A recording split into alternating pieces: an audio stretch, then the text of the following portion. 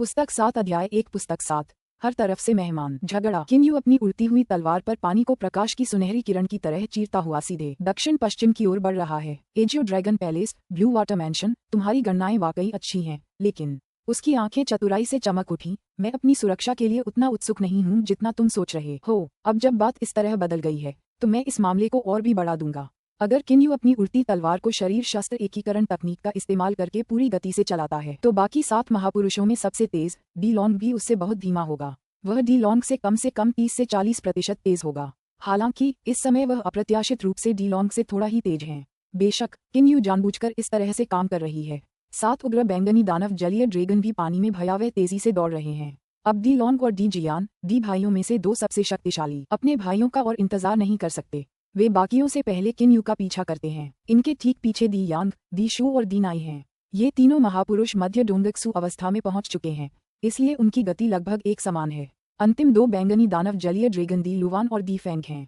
प्रारंभिक डोंगक्सू अवस्था में होने के कारण ये दोनों महापुरुष सबसे कमजोर हैं। ये 7 छोटे कीड़े सचमुच हार नहीं मानते। मुझे आश्चर्य है कि जब मैं उस काली चट्टानी द्वीप पर पहुंचूंगा और टैंग शान और लू के मेरे पीछे इन 7 छोटे कीड़ों को देखेंगे तो उनके चेहरे पर क्या भाव होंगे। मुंह के कोनों पर एक हल्की सी मुस्कान लिए किन्यू पानी में तेजी से आगे बढ़ता रहता है।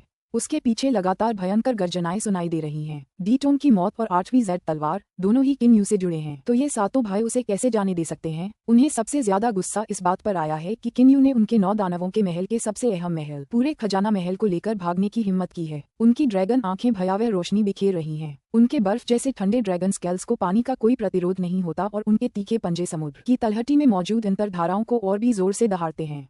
हाँ, अगर तुम पकड़ सको तो मुझे पकड़ लो, तुम 7 छोटे कीड़े। किन्यू की चीखें सैकड़ों ली के दायरे में गूंज उठीं। उन्हें सुनकर 9 दानवों के समूह के 7 भाई और भी क्रोधित हो गए। हालांकि इसी समय किन्यू की तेज हंसी अप्रत्याशित रूप से ऊपर की ओर उठ गई। पल भर में वह पानी की सतह से बाहर निकलकर समुद्र के ऊपर आकाश में उड़ गया। जब किन्यू नीला आकाश और सफेद बादल देखता है तो उसके दिल में एक सुखद एहसास उमड़ता है। उसे आखिरी बार पानी से बाहर निकले हुए काफी समय हो गया है। भागने के बारे में सोचना भी मत, किन्यू, एक गड़गड़ाती हुई आवाज सुनाई देती है। ओह, ये बैंगनी दानव जलीय ड्रैगन अपने असली रूप में आने के बाद भी इंसानों की भाषा बोल सकते हैं। किन्यू को ये सुनकर बहुत आश्चर्य हुआ क्योंकि उसके ज्ञान के अनुसार जानवरों के गले इंसानों की भाषा बोलने के लिए उपयुक्त नहीं होते। ये बैंगनी दानव जलीय ड्रैगन अब भी इंसानों की भाषा कैसे बोल सकते हैं। किन्यू को बिल्कुल भी पता नहीं है कि पानी के नीचे की जीवयाओ दुनिया में वेंट्रिलोक्विज्म नामक एक विशेष तकनीक है जो राक्षसी तात्विक ऊर्जा का उपयोग करके की जाती है। इस तकनीक का उपयोगकर्ता के शक्ति स्तर से कोई संबंध नहीं है, लेकिन यह एक अत्यंत कुशल तकनीक है और बहुत कम जीवयाओवादी इसमें महारत हासिल कर पाए हैं। छप टिल्ड पलक झपकते ही लहरें कई दसियों मीटर ऊंची उठती हैं और 2 विशाल बैंगनी दानव जलीय ड्रैगन जो बड़े पानी के टैंकों जितने मोटे और 100 मीटर से ज्यादा लंबे हैं लगभग एक साथ पानी से बाहर निकलते हैं। ड्रैगन किन्यू को घूरते हैं। उनकी बड़ी बड़ी आंखें गुस्से और हत्या के इरादे से भरी हुई हैं। पानी की बूंदों से ढके बैंगनी ड्रैगन के तराजू सूर्य की रोशनी में चमकते हैं। समुद्र से बाहर आते जलीय ड्रैगन वास्तव में एक शानदार दृश्य है। किन्यू एक सुनहरे उल्कापिंड की तरह सीधे दक्षिण पश्चिम की ओर उड़ता है। 7 बैंगनी दानव जलीय ड्रैगन लगातार उसका पीछा करते हुए एक के बाद एक भयंकर गर्जनाएं करते हैं। सागर से बाहर आने के बाद जलीय ड्रैगन की गति थोड़ी धीमी हो गई है, जबकि हवा में उड़ना किन्यू के लिए और भी ज्यादा उपयुक्त है। हालांकि वह उन्हें उस काली चट्टान वाले द्वीप तक ले जाना चाहता है, इसलिए वह उनसे दूर जाने की बिल्कुल भी कोशिश नहीं करता। जिनशान द्वीप विदेशी शियुजेन दुनिया का एक साधारण द्वीप है। ये द्वीप बहुत बड़ा नहीं है। इसकी लंबाई और चौड़ाई केवल 1000 ली है। इस द्वीप पर केवल एक ही स्कूल है, जिनशान स्कूल। जिनशान स्कूल के कारण ही इस द्वीप को जिनशान द्वीप कहा जाता है। इस समय जिनशान स्कूल के कई शिष्य अपनी उड़ती तलवारों पर द्वीपों के ऊपर उड़ रहे हैं। मार्शल छोटे भाई, आप पहली बार अपनी उड़ती तलवार पर सवार हो रहे हैं, इसलिए आपको थोड़ा सावधान रहना होगा कि आप बहुत ऊपर न उड़ें। एक शक्तिशाली शरीर वाला आदमी हरे कपड़े पहने एक युवक से कहता है, जिसके चेहरे की बनावट लड़कियों जैसी है। हाँ, योद्धा भाई। हरे वस्त्र पहने युवक अपने हृदय में उमड़ते उत्साह को दबाता है और फिर अपनी उड़ती हुई तलवार को ऊपर उठने के लिए नियंत्रित करता है। वह इधर उधर लड़खड़ाता रहता है, न तो तेज उड़ने की हिम्मत करता है, न ही ऊंचा उड़ने की। वह योद्धा भाई एक तरफ से उसे देखता रहता है और उसे लगातार उड़ने के गुर याद दिलाता रहता है। कुछ ही देर में हरे कपड़े पहने वह युवक पहले से ही थोड़ा सहजता से चलने लगता है।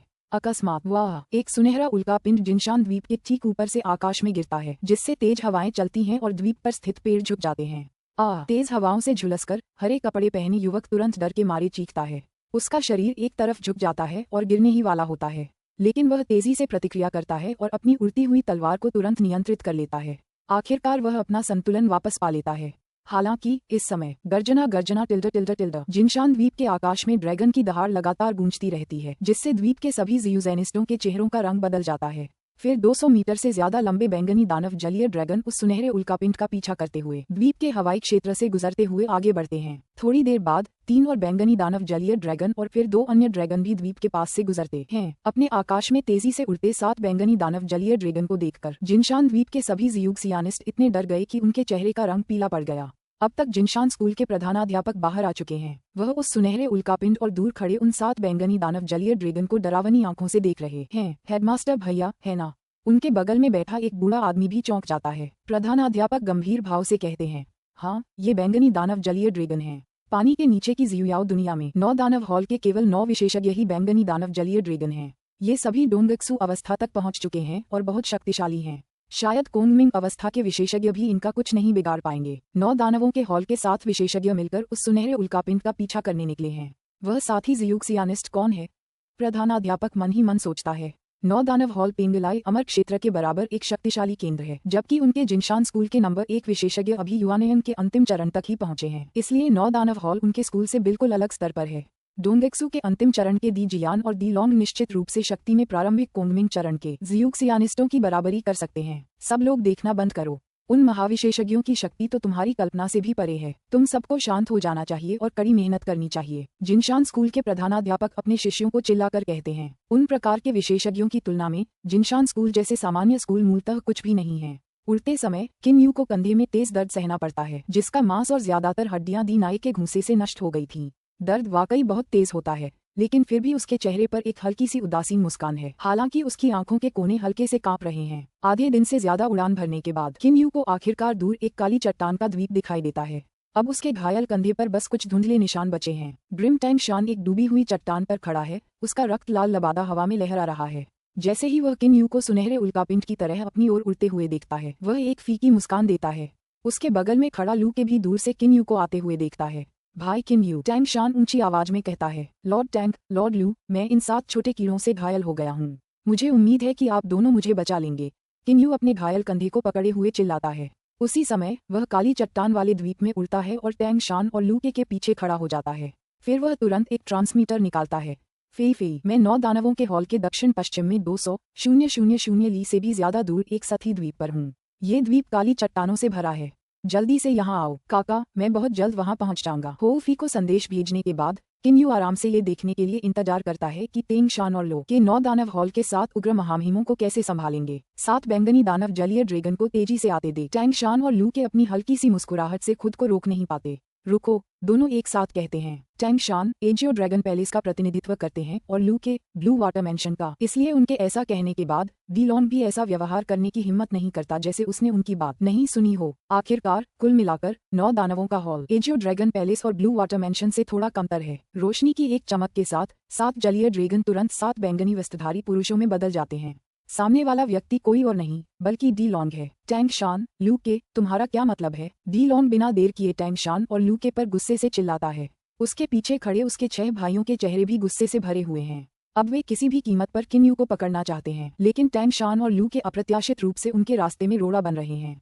टैंग शान खांसते हुए कहता है, गुस्सा होने की कोई जरूरत नहीं है डी लॉन्ग। लगता है किन यू और तुम्हारे 9 दानवों के महल के बीच कोई कड़वाहट नहीं है ना? डी टोंग की मौत का किन यू से कोई लेना देना भी नहीं है, तो इस बार किन यू को जाने देकर मेरे एजियो ड्रैगन पैलेस के लिए थोड़ी रियायत क्यों नहीं करते? महामहिम दी लॉन्ग, लू के भी कहते हैं। डी लॉन्ग, मेरा ब्लू वाटर मैंशन। चुप रहो, डी लॉन्ग अचानक गुस्से से चिल्लाया। उसके चेहरे की मांसपेशियां कांप रही थीं और उसकी आंखों से ठंडक झलक रही थी। जाहिर था कि वह बेहद गुस्से में था। कोई झगड़ा नहीं? तुम्हें क्या पता, उसने तो मेरे 9 दानवों के महल का खजाना भी चुरा लिया है। खजाना भंडारण महल? तुमने क्या कहा? ये खजाना भंडारण महल नहीं हो सकता। यहाँ तक कि लू के चेहरे का रंग भी बदल जाता है। 9 दानव हॉल के संबंध में एकमात्र चीज जो विदेशी जियूज़ेन दुनिया की अन्य 4 महाशक्तियों को ईर्ष्या देती है, वह है ये खजाना भंडारण महल। महाराज दी लॉन्ग, आप मजाक कर रहे होंगे। हर कोई जानता है कि वह खजाना भंडारण महल कितना विशाल है। अगर आप कहते हैं कि उसने इसे एक स्थानिक वलय से लिया, तो जहां तक मुझे पता है विदेशी जियूज़ेन दुनिया ने ऐसा स्थानिक वलय कभी नहीं देखा जिसमें उसे समाहित करने के लिए पर्याप्त जगह हो। अगर आप कहते हैं कि उसने इसे अपने हाथों से लिया, तो आप देख सकते हैं कि वह यहाँ खाली हाथ आया था। इस तथ्य की तो बात ही छोड़िए कि उसके पास ऐसा करने के लिए आवश्यक भयानक शक्ति नहीं है, तेंग शान ने कहा। डी जियान बर्फीली आवाज में कहता है। यदि आप हमारी बात पर विश्वास नहीं करते हैं तो आप स्वयं किन यू से पूछ सकते हैं कि क्या उसने हमारे 9 दानव हॉल के खजाना भंडारण महल को चुरा लिया है। असंभव। लू के कहता है कि यह नामुमकिन है, लेकिन फिर भी वह किन यू की तरफ देखता है। मुझे सब कुछ बता दो भाई किन यू। 9 दानवों के महल की बदनामी से डरने की कोई जरूरत नहीं है। मेरा नीला पानी का महल और नीला ड्रैगन महल तुम्हारा साथ देंगे, लू के बहुत बहादुरी से कहता है। किन यू के चेहरे पर एक हल्की सी शर्मिंदगी भरी मुस्कान आ जाती है। टैंग शान अविश्वास में कहता है, असंभव। क्या आपके पास वास्तव में एक स्थानिक अंगूठी है जिसमें खजाना भंडारण महल हो सकता है? डी लॉन्ग, डी जियान और अन्य 5 डी भाई सभी किन यू को ठंडे नजरों से देखते हैं। यह सच है, मैंने उनका खजाना महल ले लिया। किन यू अंततः स्वीकार करता है। टैंग शान और लू के दोनों उसे आंखें फाड़कर देखते हैं। टैंग शान के पीछे स्थित एजियो ड्रैगन पैलेस के कुछ संरक्षक और ल्यूके के पीछे स्थित ब्लू वाटर मैंशन के कुछ संरक्षक भी उसे डर से देखते हैं। 9 दानव हॉल के खजाना भंडारण महल को छीनना अकेले इस कार्य को चमत्कार कहा जा सकता है और यह किन यू का नाम पूरे विदेशी जियूजेन दुनिया में फैलाने के लिए पर्याप्त है। दी लॉन्ग। किन यू अचानक दी लॉन्ग को गुस्से से देखते हुए चिल्लाया, तुमने कहा था कि मैंने तुम्हारा खजाना महल चुरा लिया है।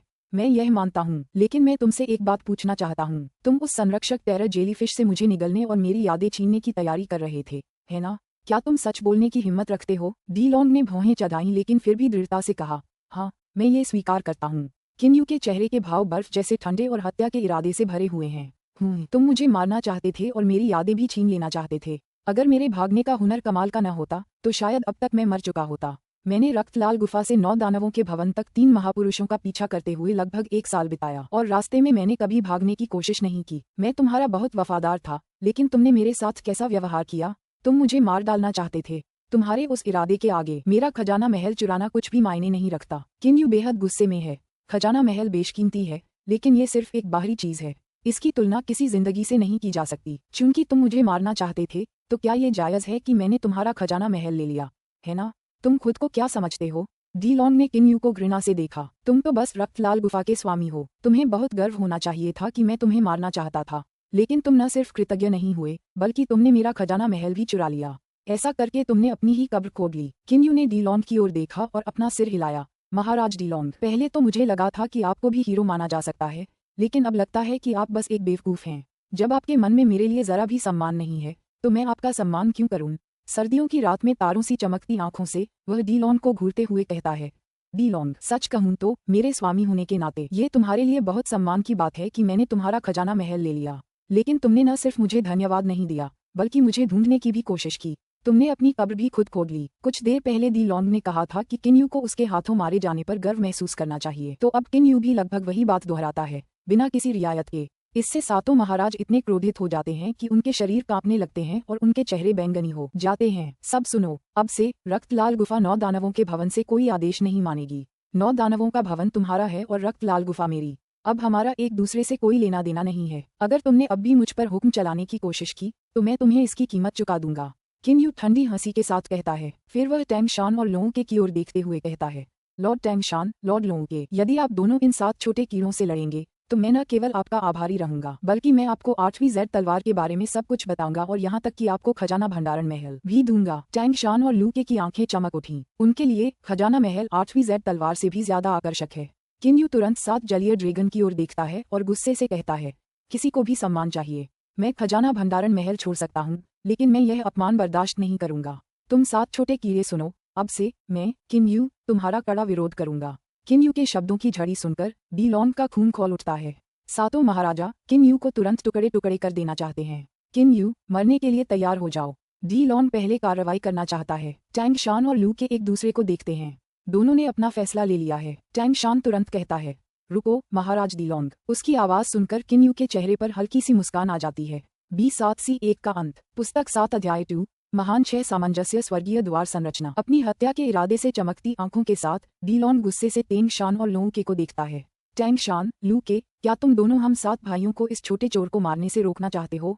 उसके पीछे उसके 6 भाई भी टैंग शान और लू के को गुस्से से देख रहे हैं। ऐसा लग रहा है कि कोई भड़काऊ बात सुनते ही वे तुरंत हरकत में आ जाएंगे। हालांकि लू के अपना हाथ बढ़ाते हुए कहते हैं, महाराज डी लॉन्ग, पिछली बार मेरे ग्रैंड फाउंडर ने 7वीं जेड तलवार के लिए ओवरलॉर्ड एजियो ड्रैगन के साथ प्रतिस्पर्धा की थी। अंततः वह हार गए और तलवार ओवरलॉर्ड एजियो ड्रैगन ने ले ली। अब एजियो ड्रैगन पैलेस को 2 जेड तलवारें मिली, जबकि मेरे ब्लू वाटर मैंशन को केवल एक अभी भी पर्याप्त नहीं है। बेशक डी लॉन्ग ने मन ही मन ऐसा कहा होगा। आखिरकार उसे और उसके भाइयों को भरोसा नहीं है कि वे ओल्ड फ्रीक थरी आइड जैसे शक्तिशाली व्यक्ति का सीधे सामना कर पाएंगे। मेरे ग्रैंड फाउंडर हमेशा से इस बात से नाराज रहे हैं। इस बार 8वीं जेड तलवार के बारे में कुछ जानकारी मिलने के बाद उन्होंने मुझे सख्त आदेश दिया कि मैं किसी भी कीमत पर इसके बारे में सारी जानकारी इकट्ठा करूं। और किन यू को 8वीं जेड तलवार के बारे में जानकारी है। जब लू के इस बिंदु पर बात करते हैं तो 7 डी भाई निश्चित रूप से उनका मतलब समझते हैं। डी लॉन्ग ठंडी हंसी के साथ कहता है, तुम्हें 8वीं जेड तलवार के बारे में जानकारी चाहिए तो चलो किन यू से अभी बता देते हैं। ठीक है डी लॉन्ग। किन यू डी लॉन्ग की ओर देखता है। मैं इसे अभी क्यों बताऊंगा जैसा तुम मुझसे कह रहे हो। तुम खुद को समझते क्या हो। वह एक ठंडी मुंह भरता है और आगे कहता है, मैंने पहले ही कहा था अगर तुम 7 छोटे कीड़ों से लड़ गए तो मैं 8वीं जेड तलवार के बारे में जानकारी बता दूंगा, वरना मैं कुछ भी कहने से बेहतर मरना पसंद करूंगा। आपको ये तो सुनना ही चाहिए था, है ना महाराज डी लॉन्ग। ये किन यू वाला बहुत जिद्दी है और मेरे ग्रैंड फाउंडर ने तो पहले ही सख्त आदेश दे दिया है। लू के डी लॉन्ग की ओर देखता है। बाद वाले की आंखें ठंड से चमकती हैं लेकिन वह कुछ नहीं कहता। अगर मैं सचमुच किन यू को मार दूं तो तुम क्या करोगे। डी लॉन्ग लूके की तरफ देखता है। ऐसा लगता है कि उसे लूके की बातों की जरा भी परवाह नहीं है। मैं क्या करने जा रहा हूँ। लूके जोर से हंस पड़ा। मैं आपका कोई मुकाबला नहीं कर सकता महामहिम डी लॉन्ग, इसलिए मैं कुछ नहीं कर पाऊंगा। लेकिन मेरे ग्रैंड फाउंडर इससे खुश नहीं होंगे। एक बार वो नाखुश हो गए तो डी लॉन्ग और उसके भाई लूके के शब्दों में धमकाने वाली बात समझ जाते हैं। डी लॉन्ग के पीछे खड़े 6 डी भाई लूके को गुस्से से घूरते हैं लेकिन लूके बस शांति से मुस्कुराता है। तुम मुझे धमकी दे रहे हो। डी लॉन्ग लूके की ओर देखता है। वह अपनी छाती पर हाथ जोड़कर अपने पीछे खड़े रक्षकों से कहता है, मेरे रक्षकों, आज 7 महापुरुष यहाँ आए हैं, इसलिए हम उनका मुकाबला नहीं कर सकते। हम भी उन्हें उनकी मनमानी करने से नहीं रोक सकते। वे अभिभावक अपना सिर हिलाते हैं। महाराज, अगर आप 7 ने किन यू को मार दिया तो मेरे संस्थापक महाराज क्रोधित हो जाएंगे। उस समय मैं चाहकर भी आपकी मदद नहीं कर पाऊंगा। इतना कहने के बाद लू के अपने अधीनस्थों से चिल्लाते हैं, चलो एक तरफ हट जाएं ताकि हम 7 महामहिमों का रास्ता न रोकें। जी श्रीमान। इसके बाद लू के अपने संरक्षकों को लेकर काली चट्टान वाले द्वीप से कई 100 मीटर की ऊंचाई तक उड़ता है। महाराज डी लॉन्ग, मेरे अधिपति ने मुझे किसी भी कीमत पर 8वीं जेड तलवार हासिल करने का आदेश दिया है, लेकिन अगर आप किन यू को मारना चाहते हैं तो मैं आपको रोक नहीं पाऊंगा। तेन शान भी बहुत विनम्र लग रहे हैं। यह फैसला लेने के लिए आपको खुद पर यकीन होना चाहिए, है ना महामहिम डी लॉन्ग। हालांकि आपको पहले से ही पता होगा, एक बार मेरे अधिपति को गुस्सा आ जाए तो उनके जैसा नीला ड्रैगन दुनिया को उलट पुलट कर सकता है। चलो हट जाओ रखवालों, हम 7 महापुरुषों को भी नहीं रोकेंगे। हाँ, उसके सभी संरक्षक सम्मानपूर्वक आदेश स्वीकार करते हैं। इसके बाद तेंग शान अपने संरक्षकों को लूके के एक ओर उड़ते हुए ले जाता है। वे दोनों और उनके पीछे के संरक्षक फिर हवा में खड़े होकर 7 महापुरुषों को देखते हैं। कुछ ही देर में ब्लैक रॉक द्वीप पर केवल 9 दानव हॉल की 7 राजसी महिलाएं और किन यू ही बचे रह जाते हैं। डी लॉन्ग के चेहरे की मांसपेशियां फड़क रही हैं और उसकी आंखें ठंड से चमक रही हैं। जाहिर है उसके मन में एक दर्दनाक फैसला चल रहा है। टैंग शान और लू के एजियो ड्रैगन पैलेस और ब्लू वाटर मैंशन में बहुत ऊंचे पदों पर हैं। उन्हें अधिपति एजियो ड्रैगन और ओल्ड फ्रीक थरियाइट का प्रतिनिधि भी माना जा सकता है। इन दोनों से मिली धमकी के बाद डी लॉन्ग हिचकिचा रहा है। बड़े भाई, ज्यादा सोचना बेकार है। चलो किन यू को तुरंत मार डालते हैं। डी जियान की बर्फ जैसी ठंडी आवाज ऊंची हो जाती है। डी लॉन्ग की आंखें चमक उठीं। फिर वह गुस्से से बोला, किन यू ने मेरे 9 दानवों के महल का खजाना चुरा लिया। मैं इतने गंभीर अपराध को नजरअंदाज नहीं कर सकता, चाहे अधिपति नीला ड्रैगन और महान संस्थापक त्रिनेत्रधारी स्वयं यहाँ क्यों न आए। भाइयों, बाकी बातों की चिंता छोड़ो और किन यू को अभी मार डालो। हाँ, उनके 6 भाई डी जू, डी यांग, डी जियान, डी फैंग, डी लुवान और डी नाई सभी उनसे सहमति जताते हैं। उनकी आवाजें आसमान में गूंजती हैं। पहले तो डी लॉन्ग अभी भी किन यू से 8वीं जेड तलवार और डी टोम की मौत के कारण के बारे में जानकारी प्राप्त करना चाहता था, लेकिन अब वह इतना क्रोधित हो गया है कि उसने किन यू को तुरंत मौके पर ही मार डालने का आदेश दे दिया है। तेंग शान और लोगों के दोनों ने भौहें चढ़ाईं और अपने ट्रांसमीटर निकाल लिए। अधिपति उस किन यू ने अप्रत्याशित रूप से 9 दानवों के हॉल का खजाना संग्रह महल चुरा लिया है, इसलिए अब 9 दानवों का हॉल उसे मारने पर तुला हुआ है। तेंग शान ने अधिपति एजियो ड्रैगन को केवल स्थिति की एक मोटी मोटी रिपोर्ट दी है। उसके अधिपति की प्रतिक्रिया कैसी होगी यह उसका काम नहीं है। लू के भी अपने ट्रांसमीटर के माध्यम से ओल्ड फ्रीक थरियाइट को संदेश भेजकर ऐसा ही करता है। चलो इस नाटक का आनंद लेते हैं। लू के उस किन यू ने अप्रत्याशित रूप से एक स्थानिक वलय का उपयोग किया है जिसमें खजाना भंडारण महल हो सकता है। मुझे लगता है कि वह कोई साधारण नहीं है। तेंग शान हवा में खड़े होकर दूर काले पत्थर के द्वीप पर 7 महापुरुषों और किन यू को देख रहा है। लू के भी शांति से देख रहा है। तेंग शान, मुझे लगता है कि अगर 7 महापुरुष एक साथ कार्रवाई में लग भी जाएं, तो भी वे किन यू को आसानी से नहीं पकड़ पाएंगे। लू के को आज भी याद है कि 7 महापुरुष किन यू का पीछा करते हुए उसे यहाँ तक कभी नहीं पकड़ पाए थे। जाहिर है कि किन यू बेहद तेज है। ये शुरू हो गया है। तेंग शान की आंखें चमक उठती हैं। वह अपना पूरा ध्यान युद्ध के मैदान पर केंद्रित करता है। मारना, डी लॉन्ग चिल्लाता है। 7 डी भाई तुरंत 7 धुंध में बदल जाते हैं और किन्यू पर हमला कर देते हैं। तुम सचमुच धीमे हो। अब किन्यू घायल होने का नाटक नहीं करता। डी भाइयों के शक्तिशाली हमलों का सामना करते हुए वह अपने पैरों की एक गति से पीछे हटने के बजाय आगे बढ़ता है। एक भूत की तरह वह युद्ध के मैदान के सबसे शक्तिशाली डी लॉन्ग की ओर दौड़ता है। डी लॉन्ग और किन्यू के बीच की प्रारंभिक दूरी बहुत कम है, इसलिए वे पहले से ही एक दूसरे के सामने हैं, बस कुछ ही पलों में। पू, डी लॉन्ग तेजी से एक मुक्का मारता है जो सीधा किन्यू के सीने में धंस जाता है। डी लॉन्ग खुशी से फूला नहीं समाता, लेकिन उसे तुरंत पता चलता है कि उसके सामने खड़ी यह किन्यू अप्रत्याशित रूप से खून से लथपथ नहीं है, बल्कि धीरे धीरे गायब हो रही है। ये किन्यू की प्रतिमूर्ति है। तीसरे भाई, उसकी मुट्ठियों का सामना अपनी मुट्ठियों से मत करना, डी नाई ने पवित्र इंद्रिय संचार के माध्यम से डी यांग से कहा। लेकिन लगभग उसी समय टकराना, किन्यू और डी यांग की मुट्ठियां आमने सामने टकराती हैं। किन्यू का शरीर किसी दिव्य दैत्य जैसा मजबूत है और उसने ज्वलंत दस्ताने पहने हुए हैं, इसलिए डी यांग स्वाभाविक रूप से उसके मुक्कों का सामना नहीं कर पाता। एक तीखी खटपट की आवाज सुनाई देती है और डी यांग घायल दाहिना हाथ लेकर तुरंत पीछे की ओर उड़ जाता है। तुमने मुझे पहले क्यों नहीं बताया? डी यांग अपनी पवित्र इंद्रियों के माध्यम से डी नाई से पूछता है। मुझे इसके लिए दोषी नहीं ठहराया जा सकता। डी नाई भी बहुत निराश है। किन्यू का शरीर प्रकाश की एक सुनहरी किरण में बदल जाता है। हालांकि वह अपनी अधिकतम गति का केवल 80% ही इस्तेमाल कर रहा है, फिर भी वह डी लॉन्ग से कुछ तेज है। आखिरकार सातों डी भाई अपने असली रूप में नहीं हैं। मुझ पर हमला, मुझे इससे सबसे ज्यादा डर नहीं लगता। किन्यू को जरा भी चिंता नहीं है, और यह सही भी है। गति का इस्तेमाल करने में उसके जैसे माहिर खिलाड़ी को कई विरोधियों के हमले से कोई फर्क नहीं पड़ता। अगर दुश्मनों की संख्या उससे बहुत ज्यादा भी हो तो भी वे उसे घेर नहीं पाएंगे और व्यावहारिक रूप से उसे एक समय में सिर्फ एक ही दुश्मन से लड़ना होगा। 2 शुरुआती डोंगेक्सू चरण के लोग, मैं उन्हें इस पर पछतावा कराने जा रहा हूँ। किन्यू सातों दी भाइयों के बीच भूत की तरह छटपटाता रहता है। दी भाई उसे रोक ही नहीं पाते। काफी देर बाद भी वे उसे खरोंच तक नहीं पहुंचा पाए हैं। हाँ, अगर मैं भागना चाहूं तो तुम अपनी इन धीमी गति से मुझे कभी नहीं पकड़ पाओगे। किन्यू जोर से हंसा। सातों दी भाइयों के हाव भाव कुछ अप्रिय लग रहे थे, लेकिन वे यह मानने से खुद को नहीं रोक पा रहे थे कि किन्यू की गति वाकई बहुत तेज है। अगर वह सचमुच भागना चाहता है तो वे उसे रोक नहीं पाएंगे। बड़े भाई, यह आदमी बहुत तेज है। ये हमारे लिए बहुत बुरा है, डी यांग अपनी पवित्र इंद्रियों से कहता है। डी जू भी पवित्र इंद्रिय संचार का उपयोग करता है। बड़े भाई, उसकी तेज गति अभी भी एक छोटी सी बात है, लेकिन अगर वह भाग गया और हम उसे रोक नहीं पाए तो ये बात फैल जाएगी कि इस बार हमारा 9 दानव हॉल पूरी ताकत से आने के बावजूद दुश्मन को पकड़ने में नाकाम रहा और यहाँ तक कि खजाना भंडारण महल भी छीन लिया गया। बड़े भाई, अब समय आ गया है कि हम तय करें कि हमें क्या करना है। डी नाई भी अपनी पवित्र भावना से कहते हैं। फिलहाल बड़े भाई के रूप में डी लॉन्ग को निर्णयकर्ता होना चाहिए। किन्यू को महान 6 सामंजस्य वाले स्वर्गीय द्वारों की संरचना से घेरने की तैयारी करो, फिर हम उसे घड़े में बंद कछुए की तरह पकड़ लेंगे। अब दूसरा भाई पहले ही मर चुका है, इसलिए दी लुवान, दी फैंग, तुम दोनों मिलकर जल्द द्वार तैयार करोगे जिसका आधार सबसे सरल संरचना वाला है। दी लॉन्ग तुरंत अपने भाइयों को पवित्र इंद्रिय संचार के माध्यम से बताता है। मैं जीवन द्वार पकड़ूंगा। डी जियान, तुम मृत्यु द्वार पकड़ोगे। ठीक है, डी जियान सहमति में कहते हैं। जीवन और मृत्यु द्वार सबसे शक्तिशाली द्वार हैं, इसलिए इन्हें किसी अत्यंत शक्तिशाली व्यक्ति को सौंपा जाना चाहिए। इसलिए डी लॉन्ग और डी जियान इन दोनों द्वारों के प्रभारी होंगे। डी जू, तुम आकाश द्वार को थामे रहोगे। डी यांग, तुम पृथ्वी द्वार को थामे रहोगे। डी नाई, तुम अग्नि द्वार को थामे रहोगे। डी यांग, डी जू और डी नाई सभी अपनी पवित्र इंद्रियों का उपयोग करके आदेश लेते हैं। डी लुवान, डी फैंग, तुम दोनों को वाटर गेट लगाने का तरीका पहले से ही पता होना चाहिए था, है ना? अफसोस कि दूसरा भाई मर चुका है, इसलिए मैं सिर्फ तुम पर ही भरोसा कर सकता हूँ।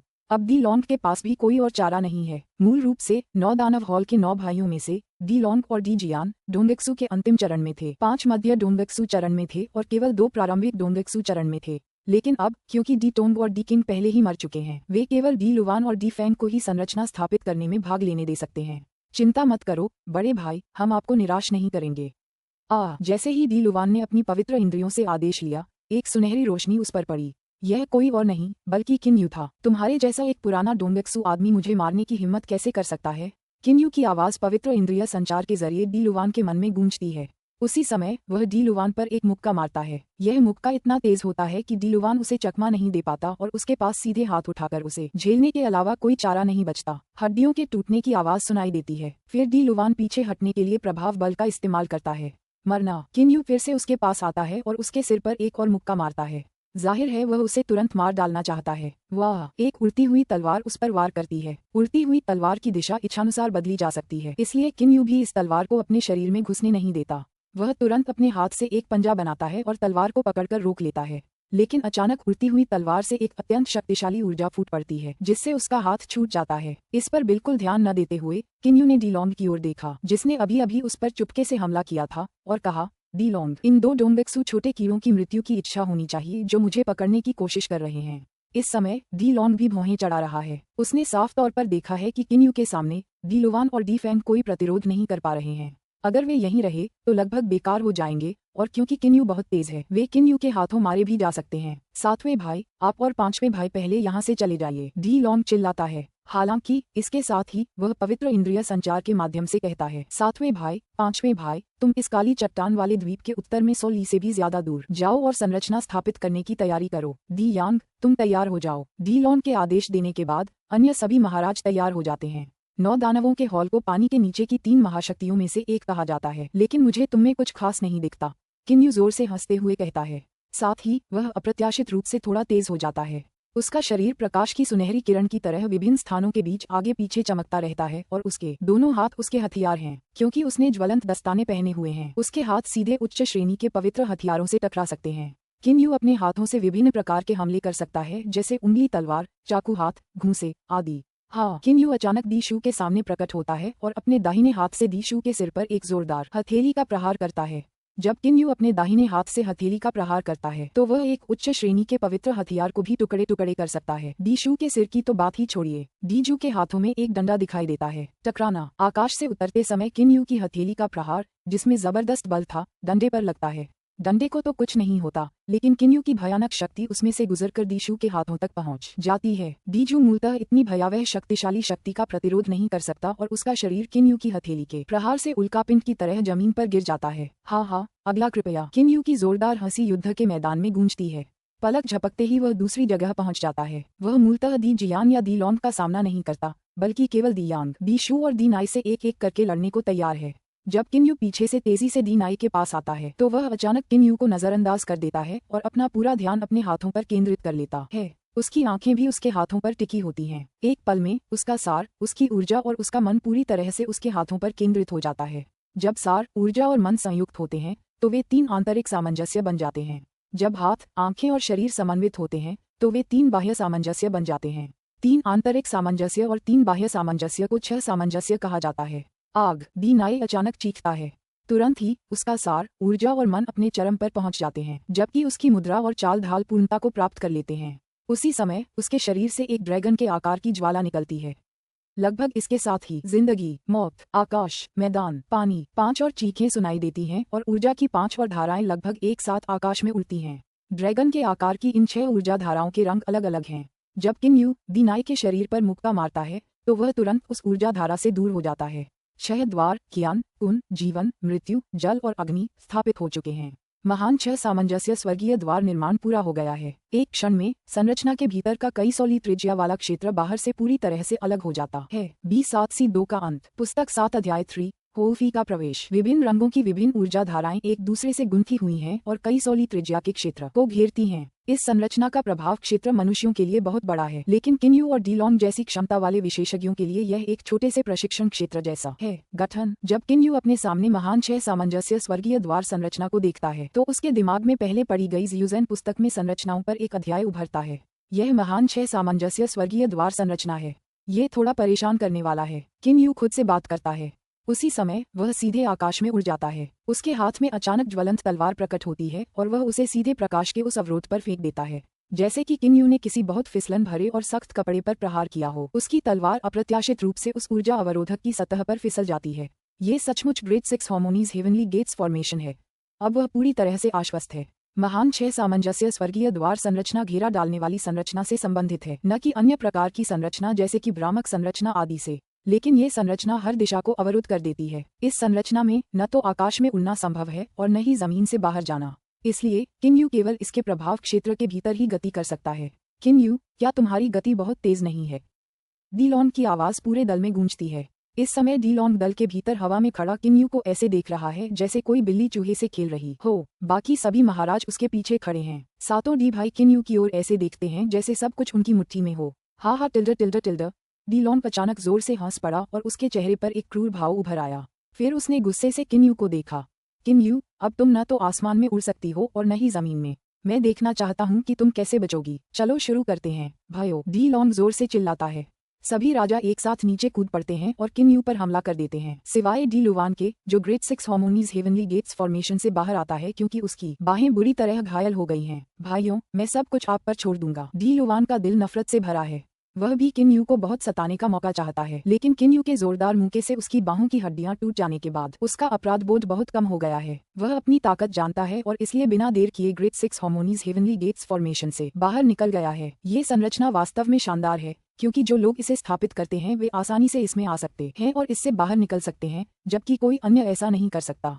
चिंता मत करो सातवें भाई, बस सब कुछ हम पर छोड़ दो। बाकी 6 महापुरुष लगभग एक साथ उसे वचन देते हैं। वे सभी किन यू पर हमला कर रहे हैं और उनकी हत्या करने की नीयत से उबल रहे हैं। इस दल का प्रभाव क्षेत्र केवल कुछ 100 ली की त्रिज्या का है। ये 6 महापुरुष अत्यंत तेजी से आगे पीछे चलते हुए किन यू पर लगातार हमला कर रहे हैं। अब किन यू अपनी शारीरिक चालबाजी का पूरा इस्तेमाल करता है। वह डी जियान या डी लॉन का सीधे सामना करने की हिम्मत नहीं करता, बल्कि उन पर थोड़ा सा ही छिपकर हमला कर सकता है, लेकिन वह दूसरे राजाओं से सीधे लड़ने की हिम्मत रखता है। हाँ, किन यू अचानक डी फैंग के सामने आ जाती है, जिससे डी फैंग घबरा जाता है। वह एक मुक्का मारता है, जिससे तुरंत एक ध्वनि विस्फोट होता है। फ्लेमिंग ग्लव्स उसकी उंगलियों में बिल्कुल फिट बैठते हैं। किन यू की मुक्का हवा में चीरती हुई डी फैंग के चेहरे पर एक भयावह बल के साथ आती है, एक विश्व हिलाने वाला पंच। हालांकि डी फैंग भयभीत है, फिर भी वह समझता है कि इस समय यदि वह चकमा देने की कोशिश करता है तो उसके बचने की कोई संभावना नहीं होगी। उसे पूरी ताकत लगानी होगी। लाल आंखों के साथ डी फैंग तुरंत अपनी दोनों भुजाओं से एक ब्लॉक बनाता है। उसी समय उसका बैंगनी कवच उसके शरीर की सतह पर पूरी तरह से प्रकट हो जाता है। उसकी शक्तिशाली सुरक्षात्मक राक्षसी तात्विक ऊर्जा भी उसके शरीर के चारों ओर निरंतर गतिमान रहती है। किन यू का वह दुनिया हिला देने वाला मुक्का डी फैंग की भुजाओं पर जाकर लगता है।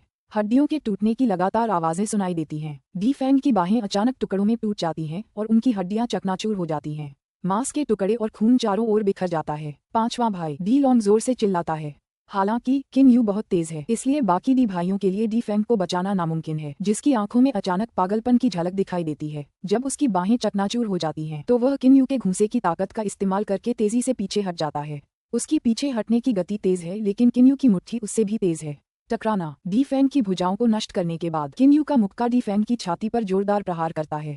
डी फैंग अब पहले से भी तेजी से पीछे हटता है। कुछ ही पलों में बाकी पांचों राजा डी जियान, डी लॉन्ग, डी यांग, डी शू और डी नाई लगभग एक साथ किन यू पर हमला करते हैं। इन पांचों उग्र भाइयों का सामना करते हुए किन यू के पास पीछे की ओर भागने के अलावा कोई चारा नहीं है। पांचवां भाई डी लॉन्ग डी फैंग को उठने में मदद करता है। उसका चेहरा घबराहट से भरा हुआ है। डी फैंग दांत पीसते हुए बोला, मैं ठीक हूँ बड़े भाई, बस मेरी बाहें नष्ट हो गई हैं। बाद में मैं हमला करने के लिए सिर्फ अपने पैरों और पवित्र हथियार पर ही निर्भर रहूंगा। इस किन यू वाले का मुक्का जबरदस्त था, लेकिन मेरी बाहों ने उसके हमले के कुछ हिस्से को बेअसर कर दिया और मैं पीछे हट गया और बैंगनी कवच पहन लिया ताकि मेरे शरीर को ज्यादा चोट न लगे। उसकी भुजाएं नष्ट हो गई हैं, लेकिन फिलहाल डी फैंग को इसकी जरा भी परवाह नहीं है। बड़े भाई, तुम्हें अपने 8वें भाई की मौत का बदला लेना होगा और मेरे नष्ट हुए हथियारों का भी बदला लेना होगा। तुम्हें किन यू को मारना होगा। मैं पहले फॉर्मेशन से बाहर निकल रहा हूँ। इतना कहकर डी फैंग बिना किसी निराशा के great six harmonies heavenly gates formation से तुरंत बाहर निकल जाता है। हालांकि अपनी भुजाओं के नष्ट हो जाने के कारण उसका हृदय किन यू के प्रति घृणा से भर गया है। अब डी लॉन्ग को किन यू से और भी अधिक नफरत हो गई। समूह में शामिल 5 डी भाई किन यू को घेर लेते हैं और उस पर हमला कर देते हैं, लेकिन किन यू को इसकी परवाह नहीं होती और वह उनसे बचता रहता है। डी लॉन्ग चकमा देते हुए किन यू कहता है, तुम्हें पहले से ही पता था कि वो 2 छोटे डोंगक्सू कीड़े मेरे सामने बिल्कुल भी नहीं हैं। वो डी लुवान वाला चालाक है, इसलिए शुरू से ही चला गया, लेकिन डी फैंग नहीं गया।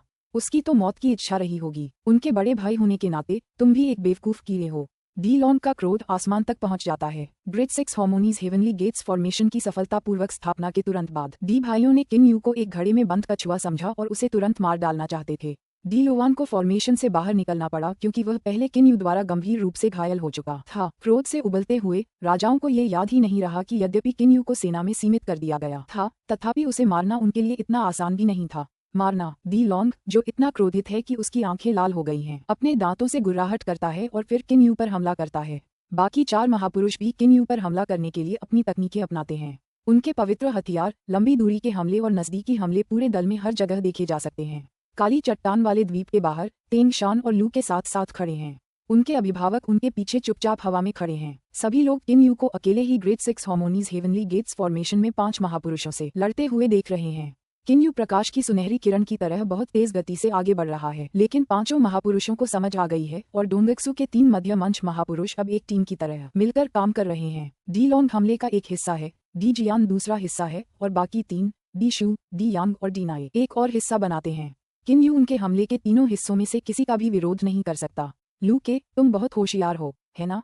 तुम्हें क्या लगता है किन यू कब तक टिक पाएगा? टैंग शान मुस्कुराते हुए पूछता है।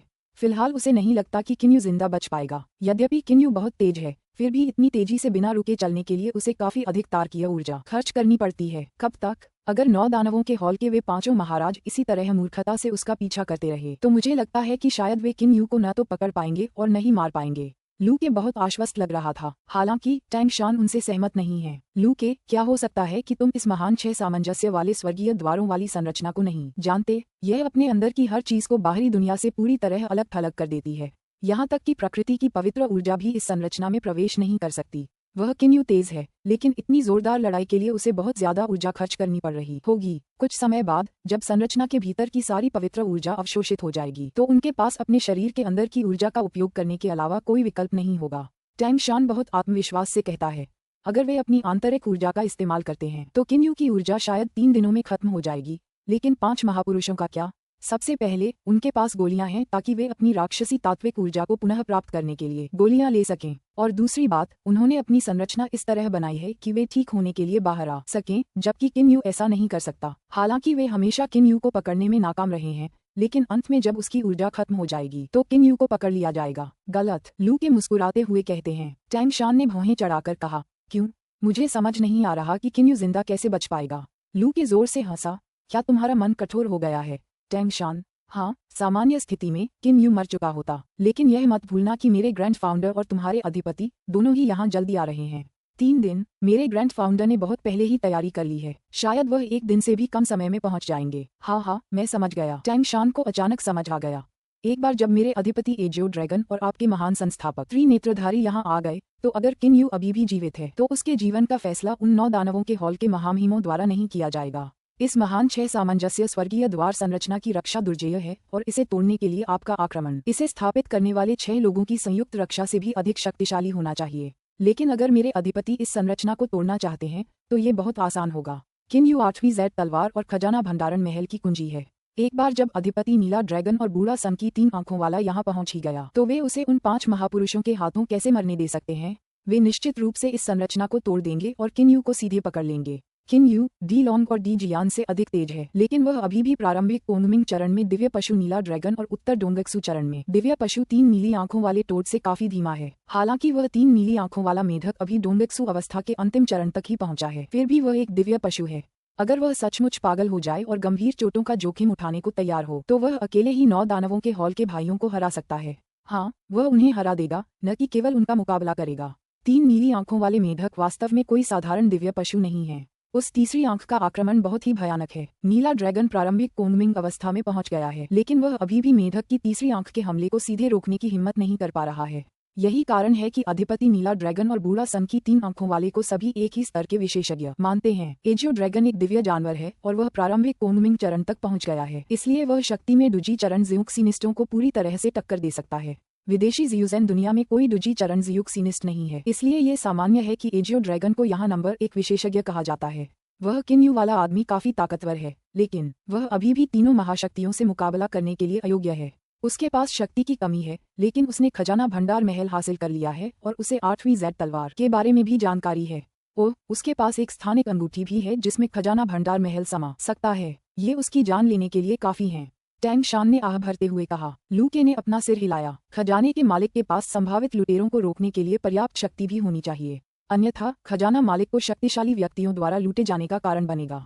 अपनी शक्ति के कारण किन यू को विदेशी शियुजिन जगत का विशेषज्ञ माना जा सकता है, लेकिन वह 9 दानवों के घराने के दी जियान या दी लॉन्ग के बराबर भी नहीं है और दी यांग, दी जू और दी नाई से तो बस थोड़ा ही ज्यादा ताकतवर है। अधिपति नीला ड्रैगन और बूढ़े सन की 3 आंखों वाले की तो बात ही छोड़ दीजिए। इसलिए स्वाभाविक रूप से महाशक्तियों द्वारा उसे धमकाया गया है और धमकाया जाएगा। उदाहरण के लिए, जब उसने ये जानना चाहा कि डी लांग उसे क्यों मारना चाहता था तो डी लांग ने उत्तर दिया कि उसे डी लांग द्वारा मारे जाने पर आभारी होना चाहिए। जियुजेन की दुनिया एक सर्वाइवल ऑफ द फिटेस्ट दुनिया है। डी लॉन्ग का जवाब उत्तेजक और अहंकारी था, लेकिन ये जियुजेन की दुनिया के कुछ नियमों को भी दर्शाता है। मिसाल के तौर पर टैंग शान को ही लीजिए। हालांकि वह कोई महाविशेषज्ञ नहीं है और 9 डायमंड्स हॉल के भाइयों को लगता है कि उसने डी किंग को मार डाला है, उन्होंने सिर्फ एजियो ड्रैगन पैलेस को बदनाम किया है और एजियो ड्रैगन पैलेस के अधिपति से अनुमति लिए बिना उसे मारने की हिम्मत नहीं जुटा पाते। इसका कारण ये है कि टैंग शान को विदेशी ज़्यूज़ेन दुनिया के नंबर 1 विशेषज्ञ ओवरलॉर्ड एजियो ड्रैगन का समर्थन प्राप्त है। यदि वे टैंग शान को मार देते तो अधिपति एजियो ड्रैगन संभवतः क्रोधित हो जाता और सीधे 9 दानव हॉल को नष्ट कर देता। जब लुओं के और टैंग शान एक दूसरे से बातें कर रहे थे, अचानक भ्रम फैलाने वाली तलवार कला भोर का आरंभ। किन यू की तेज चीखें लगातार गूंज रही थीं। तभी सूरज की तरह चमकती एक तलवार हवा में चीरती हुई डी यांग पर वार कर रही थी। डी यांग जल्दी से अपनी तलवार संभालता है और बचाव करता है। उसके साथ खड़े डी शू और डी नाई भी उसकी मदद करते हैं। हालांकि इस भोर तोड़ने वाले कदम के बाद उन तीनों को बस ऐसा महसूस होता है जैसे उनकी आंखों के सामने एक चमकता हुआ सूरज है। साथ ही तलवार का आकार भी अस्पष्ट है और उन्हें पकड़ना नामुमकिन है। वे असल में ये पता नहीं लगा पाते कि तलवार का आकार किस ओर निशाना साध रहा है। डी यांग, डी जू और डी नाई घबराए बिना नहीं रह सकते। अपने महत्वपूर्ण बिंदुओं की रक्षा करें। डी लॉन्ग तुरंत ही पवित्र इंद्रिय संचार के माध्यम से अपने इन तीनों भाइयों को बताता है। डी यांग, डी शू और डी नाई को तुरंत होश आ जाता है। किन यू की तलवारबाजी चाहे कितनी भी चालाक क्यों न हो, उसका मकसद अपने विरोधियों को घायल करना होता है, जिसके लिए उसे विरोधियों के शरीर पर वार करना जरूरी होता है। इसलिए जब तक वे अपने महत्वपूर्ण बिंदुओं की रक्षा करते रहेंगे तब तक वे तीनों ठीक रहेंगे। चमकदार सूर्य की रोशनी में ऐसा प्रतीत होता है कि अत्यंत तेजी से आती हुई तलवार की आकृति कभी 20 से 30 सेमी ऊपर जाती है, कभी 20 से 30 सेमी नीचे जाती है, कभी 20 से 30 सेमी बाईं ओर चलती है और कभी 20 से 30 सेमी दाईं ओर चलती है। तलवार तो एक ही है, लेकिन ऐसा लगता है जैसे कई तलवारें हैं। टकराना। किन यू की तलवार का वार दी शू की लंबी छड़ी पर लगता है। डी यांग, डी शू और डी नाई ये सोचकर डर जाते हैं कि अभी क्या हुआ था। सब लोग सावधान रहो, लापरवाही मत करो। ये किन यू लड़का ज़ियुक्सिनिस्टों की उल्टी तलवारबाजी की कला में माहिर है। डी लॉन्ग जल्दी से अपने भाइयों को चेतावनी देता है। हालांकि किन यू फिर से लगातार चकमा देने लगता है। वह अब आसानी से दोबारा हमला नहीं करेगा। अभी अभी किया गया तलवार का वार भ्रम फैलाने वाली तलवार कला का एक जबरदस्त दांव है और इसमें बहुत ज्यादा ऊर्जा भी लगती है। इसलिए किन यू तुरंत अपनी ऊर्जा को फिर से भरने के लिए प्राकृतिक पवित्र ऊर्जा को अवशोषित कर लेता है। फेई फेई, तुम कब आओगे? वह हाथ में ट्रांसमीटर पकड़े हुए पूछता है। जल्द ही बड़े भाई, बस थोड़ी देर इंतजार करो। हो फेई भी इस द्वीप की ओर दौड़ रहा है। जब किन यू प्रकृति में पवित्र ऊर्जा को अवशोषित कर रहा होता है तो वह अचानक नोटिस करता है कि इसका घनत्व आश्चर्यजनक रूप से कम है। क्या हो रहा है? किन यू अपनी पवित्र समझ का विस्तार करता है और ये देखकर चकित रह जाता है कि ग्रेट 6 हार्मोनीज हेवनली गेट्स फॉर्मेशन के बाहर की पवित्र ऊर्जा अंदर नहीं जा सकती क्योंकि वह फॉर्मेशन द्वारा अवरुद्ध है। इसके अलावा पांचों महापुरुष भी जितनी तेजी से हो सके पवित्र ऊर्जा को अवशोषित कर रहे हैं। जाहिर है कि वे फॉर्मेशन के अवरोध के भीतर की पवित्र ऊर्जा को जल्दी से खत्म करना चाहते हैं। किन यू को तुरंत बुरा एहसास हुआ इस तथ्य को देखते हुए कि डी फेंग और डी लुवान आसानी से बाहर आ गए। वह जानता है कि जो लोग इस संरचना को स्थापित करते हैं वे बिना किसी कठिनाई के बाहर निकल सकते हैं, जिसका अर्थ ये भी है कि दुश्मन अपनी ऊर्जा पुनः प्राप्त करने के लिए बाहर आ सकते हैं, जबकि वह ऐसा नहीं कर सकता। उसके स्थानिक वलय में अभी भी कुछ रक्त लाल गुफा रक्षकों के युवानयन बचे हैं, लेकिन एक युवानयन को परिष्कृत करना प्राकृतिक पवित्र ऊर्जा को अवशोषित करने जितना आसान नहीं है। मैं आ गया हूँ बड़े भाई। हो फेई अचानक किन यू को एक संदेश भेजती है। कुछ ही देर में एक गड़गड़ाहट सुनाई देती है। तभी एक बंदर डी फेंग के सामने प्रकट होता है। उसी समय वह एक काली छड़ी डी फेंग पर जोरदार तरीके से घुमाता है। चूंकि छड़ी हवा में इतनी तेजी से कटती है इसलिए कोई ध्वनि धमाका भी नहीं होता। डी फेंग उस काली छड़ी को देखता है जो पल भर में उसके चेहरे पर आ जाती है, आंखें फाड़े। उसके पास प्रतिक्रिया करने का समय ही नहीं है। धमाका, वह उसके सिर पर टूट पड़ता है। डी फेंग का सिर तुरंत चकनाचूर हो जाता है। काली छड़ी की भयानक ताकत डी फेंग के शरीर और हड्डियों को भी टुकड़े टुकड़े कर देती है। उसके खून और मांस के टुकड़े हवा में बिखर जाते हैं। डी फेंग से कुछ ही दूरी पर डी लुवान बुरी तरह डर गया है। ग्रेट 6 हार्मोनीज हेवनली गेट्स फॉर्मेशन में 5 महापुरुष भी इस दृश्य को स्तब्ध होकर देखते हैं। टैंग शान, लू के और उनके पीछे खड़े रक्षक सभी चौंक गए हैं। फिलहाल उनके मन में अभी तक कोई प्रतिक्रिया नहीं आई है। यहाँ तक कि ग्रेट 6 हार्मोनीज हेवनली गेट्स फॉर्मेशन में किन यू भी वोल्फी के प्रवेश करते ही दिखाए गए प्रदर्शन से बुरी तरह डर गया है। 20-7C3 का अंत। पुस्तक 7 अध्याय 4 अधिपति नीला ड्रैगन। 9 दानव हॉल के महामहिम तेंग शान और लो के सहित घटनास्थल पर मौजूद हर किसी ने कभी नहीं सोचा था कि कोई अचानक प्रकट होगा और लाठी से प्रहार करके महामहिमों में से एक को निर्दयतापूर्वक मार देगा। अभी भी दौड़ना चाहते हो फेई अपने हाथ से एक पंजा बनाता है और तुरंत एक युवानयन को पकड़ लेता है, जो तुरंत दुखी होकर चिल्लाता है, जल्दी से मुझे बचाओ भाइयों। ये युवानयन कोई और नहीं बल्कि डी फेंग की युवानयन है। डी फेंग का सिर शुरू से ही होफी की छड़ी से कुचला गया था, लेकिन जैसे ही यह हुआ उसने तुरंत अपनी आत्मा को अपनी युवानयन में मिला लिया और भाग जाना चाहा। एक बार वह अपने भाइयों के पास पहुंच जाता तो उसकी जान बच जाती। आखिरकार भले ही उसे एक बेकाबू दानव की तरह अभ्यास करना पड़े, फिर भी यह अपनी जान गंवाने से बेहतर ही होगा। डी फैंग अभी मरना नहीं चाहता। रुको, डी लॉन्ग जोर से चिल्लाता है और उसी समय समूह से बाहर निकलने के लिए तैयार हो जाता है। डी फैंग की युआनयन को मजबूती से हाथ में पकड़े हुए हो फेई तुरंत चिल्लाया, रुको, मेरे लिए रुक जाओ। अगर तुमने एक कदम और बढ़ाया तो मैं उसकी आत्मा को तुरंत नष्ट कर दूंगा। बाकी लोग भी मेरे लिए रुक जाओ। अगर तुम हिले तो हम्फ। हो फेई का हाथ राक्षसी तात्विक ऊर्जा की विभिन्न धाराओं से चमकने लगता है। अपने हाथ पर राक्षसी तात्विक ऊर्जा और उस ऊर्जा में लिपटी छोटी युआनयन को देखकर डी लॉन्ग और दल के अन्य 4 महापुरुष बहुत चिंतित होने के बावजूद एक कदम भी आगे बढ़ने की हिम्मत नहीं जुटा पाते। आखिरकार डी फैंग की जान इस समय हो फी के हाथों में है। डी लुवान, जो हो फेई से ज्यादा दूर नहीं है, आगे बढ़ने से और भी ज्यादा डरता है। ये देखते हुए कि हो फेई ने कितनी आसानी से डी फैंग को ध्वस्त कर दिया और उसकी शक्ति भी लगभग डी फैंग जितनी ही है, हो फेई के लिए उसे मारना बिल्कुल भी मुश्किल नहीं होगा। आवेग में मत आओ, तुम्हें पता होना चाहिए कि तुमने अभी अभी 9 दानवों के महल के एक महापुरुष पर हमला किया है। अगर तुम मेरे 5वें भाई को जाने दोगे तो मैं अभी जो हुआ उसे अनदेखा कर दूंगा। बंदर भाई, तुम क्या सोचते हो? डी लॉन्ग जल्दी से बोला। अभी उसके और उसके भाइयों के लिए डी फैंग से बदला लेने का समय नहीं है। अगर वे डी फैंग की युआनयन बचा सके तो कोई बात नहीं। हो फेई, वह रक्त लाल गुफा का दूसरा स्वामी हो फेई है, डी लुवान तुरंत कहता है। जब वह डी जियान और डी किंग पहले रक्त लाल गुफा में आए थे तो उसने हो फी को देखा था, लेकिन उस समय किंग यू ने हो फी की असली ताकत के बारे में झूठ बोला था ताकि वह हो फी को नजरअंदाज कर दे। किसने सोचा था कि हो फी इतनी दुर्जय होगी? रक्त लाल गुफा का दूसरा स्वामी डी लॉन्ग, डी जियान और अन्य राजसी लोग चकित हैं। साथ ही उन्हें मन ही मन एक बुरा एहसास भी हो रहा है। कुछ क्षण पहले वे किंग यू को मारने की कोशिश कर रहे थे, लेकिन अब उनके भाई की जान दुश्मन के भाई के हाथों में पड़ गई है। यह वाकई भयानक है। मैंने कभी नहीं सोचा था कि यह किंग यू इतना ताकतवर होगा। वह न सिर्फ बहुत ताकतवर है बल्कि उसका भाई भी इतना दुर्जय है। लू के मुस्कुराते हुए प्रशंसा करता है। टैंग शान, जो ये सब देख रहा था, मुस्कुराकर सिर हिलाता है। पहले तो मुझे लगा था कि यह एक तरफा खेल होगा, लेकिन अब लगता है कि यह और भी दिलचस्प होता जा रहा है। हालांकि मेरे अधिपति और आपके बॉस के आने के बाद ये खेल अब सस्पेंस से भरा नहीं रहेगा। टैंग शान मुस्कुराते हुए कहता है। अब आइए भाई किंग यू और 9 दानव हॉल के भाइयों के शानदार प्रदर्शन का आनंद लें। जो कुछ भी हो रहा है उससे उन पर कोई प्रभाव नहीं पड़ता, इसलिए लू के, टैंग शान और उनके अधीनस्थ बस देखते रहेंगे। किंग यू ने संरचना के अंदर से हो फी को अंगूठा दिखाया। फेई फेई, तुमने बहुत अच्छा किया, वह तुरंत हंसते हुए कहता है। हो फेई खुद पर बहुत खुश है। अपने बड़े रोएदार हाथ में अभी भी डी फैंग की युआनयन पकड़े हुए वह डी लॉन्ग और बाकी डी भाइयों पर एक नजर डालता है।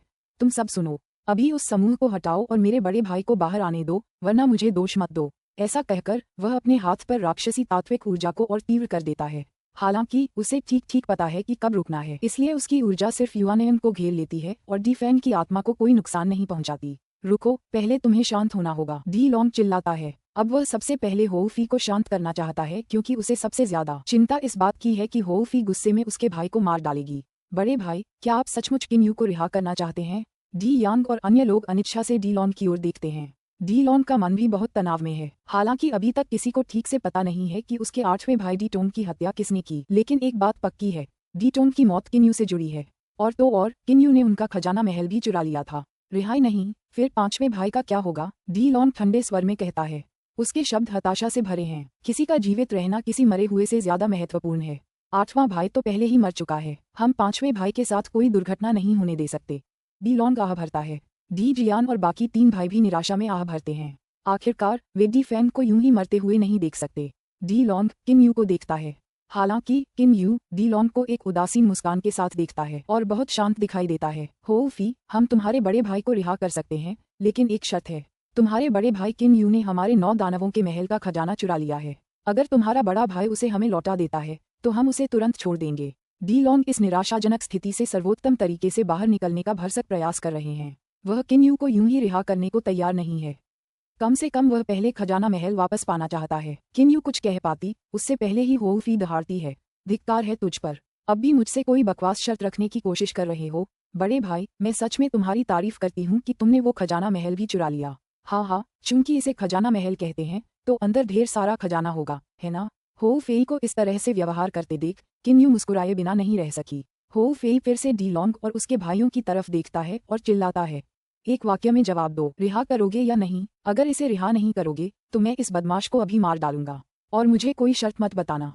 अगर बताई तो मैं मार डालूंगा। डी भाइयों के चेहरे पर उदासी छा जाती है, लेकिन वे और कुछ नहीं कर सकते। ऐसे में उनके पास पहले किंग यू को रिहा करने के अलावा कोई चारा नहीं है। हालांकि इस समय अपना ध्यान रखना भाइयों, पवित्र इंद्रिय संचार के जरिए दूसरे दी भाइयों के मन में एक आवाज उठती है। यह कोई और नहीं बल्कि दी फैंग की आवाज है।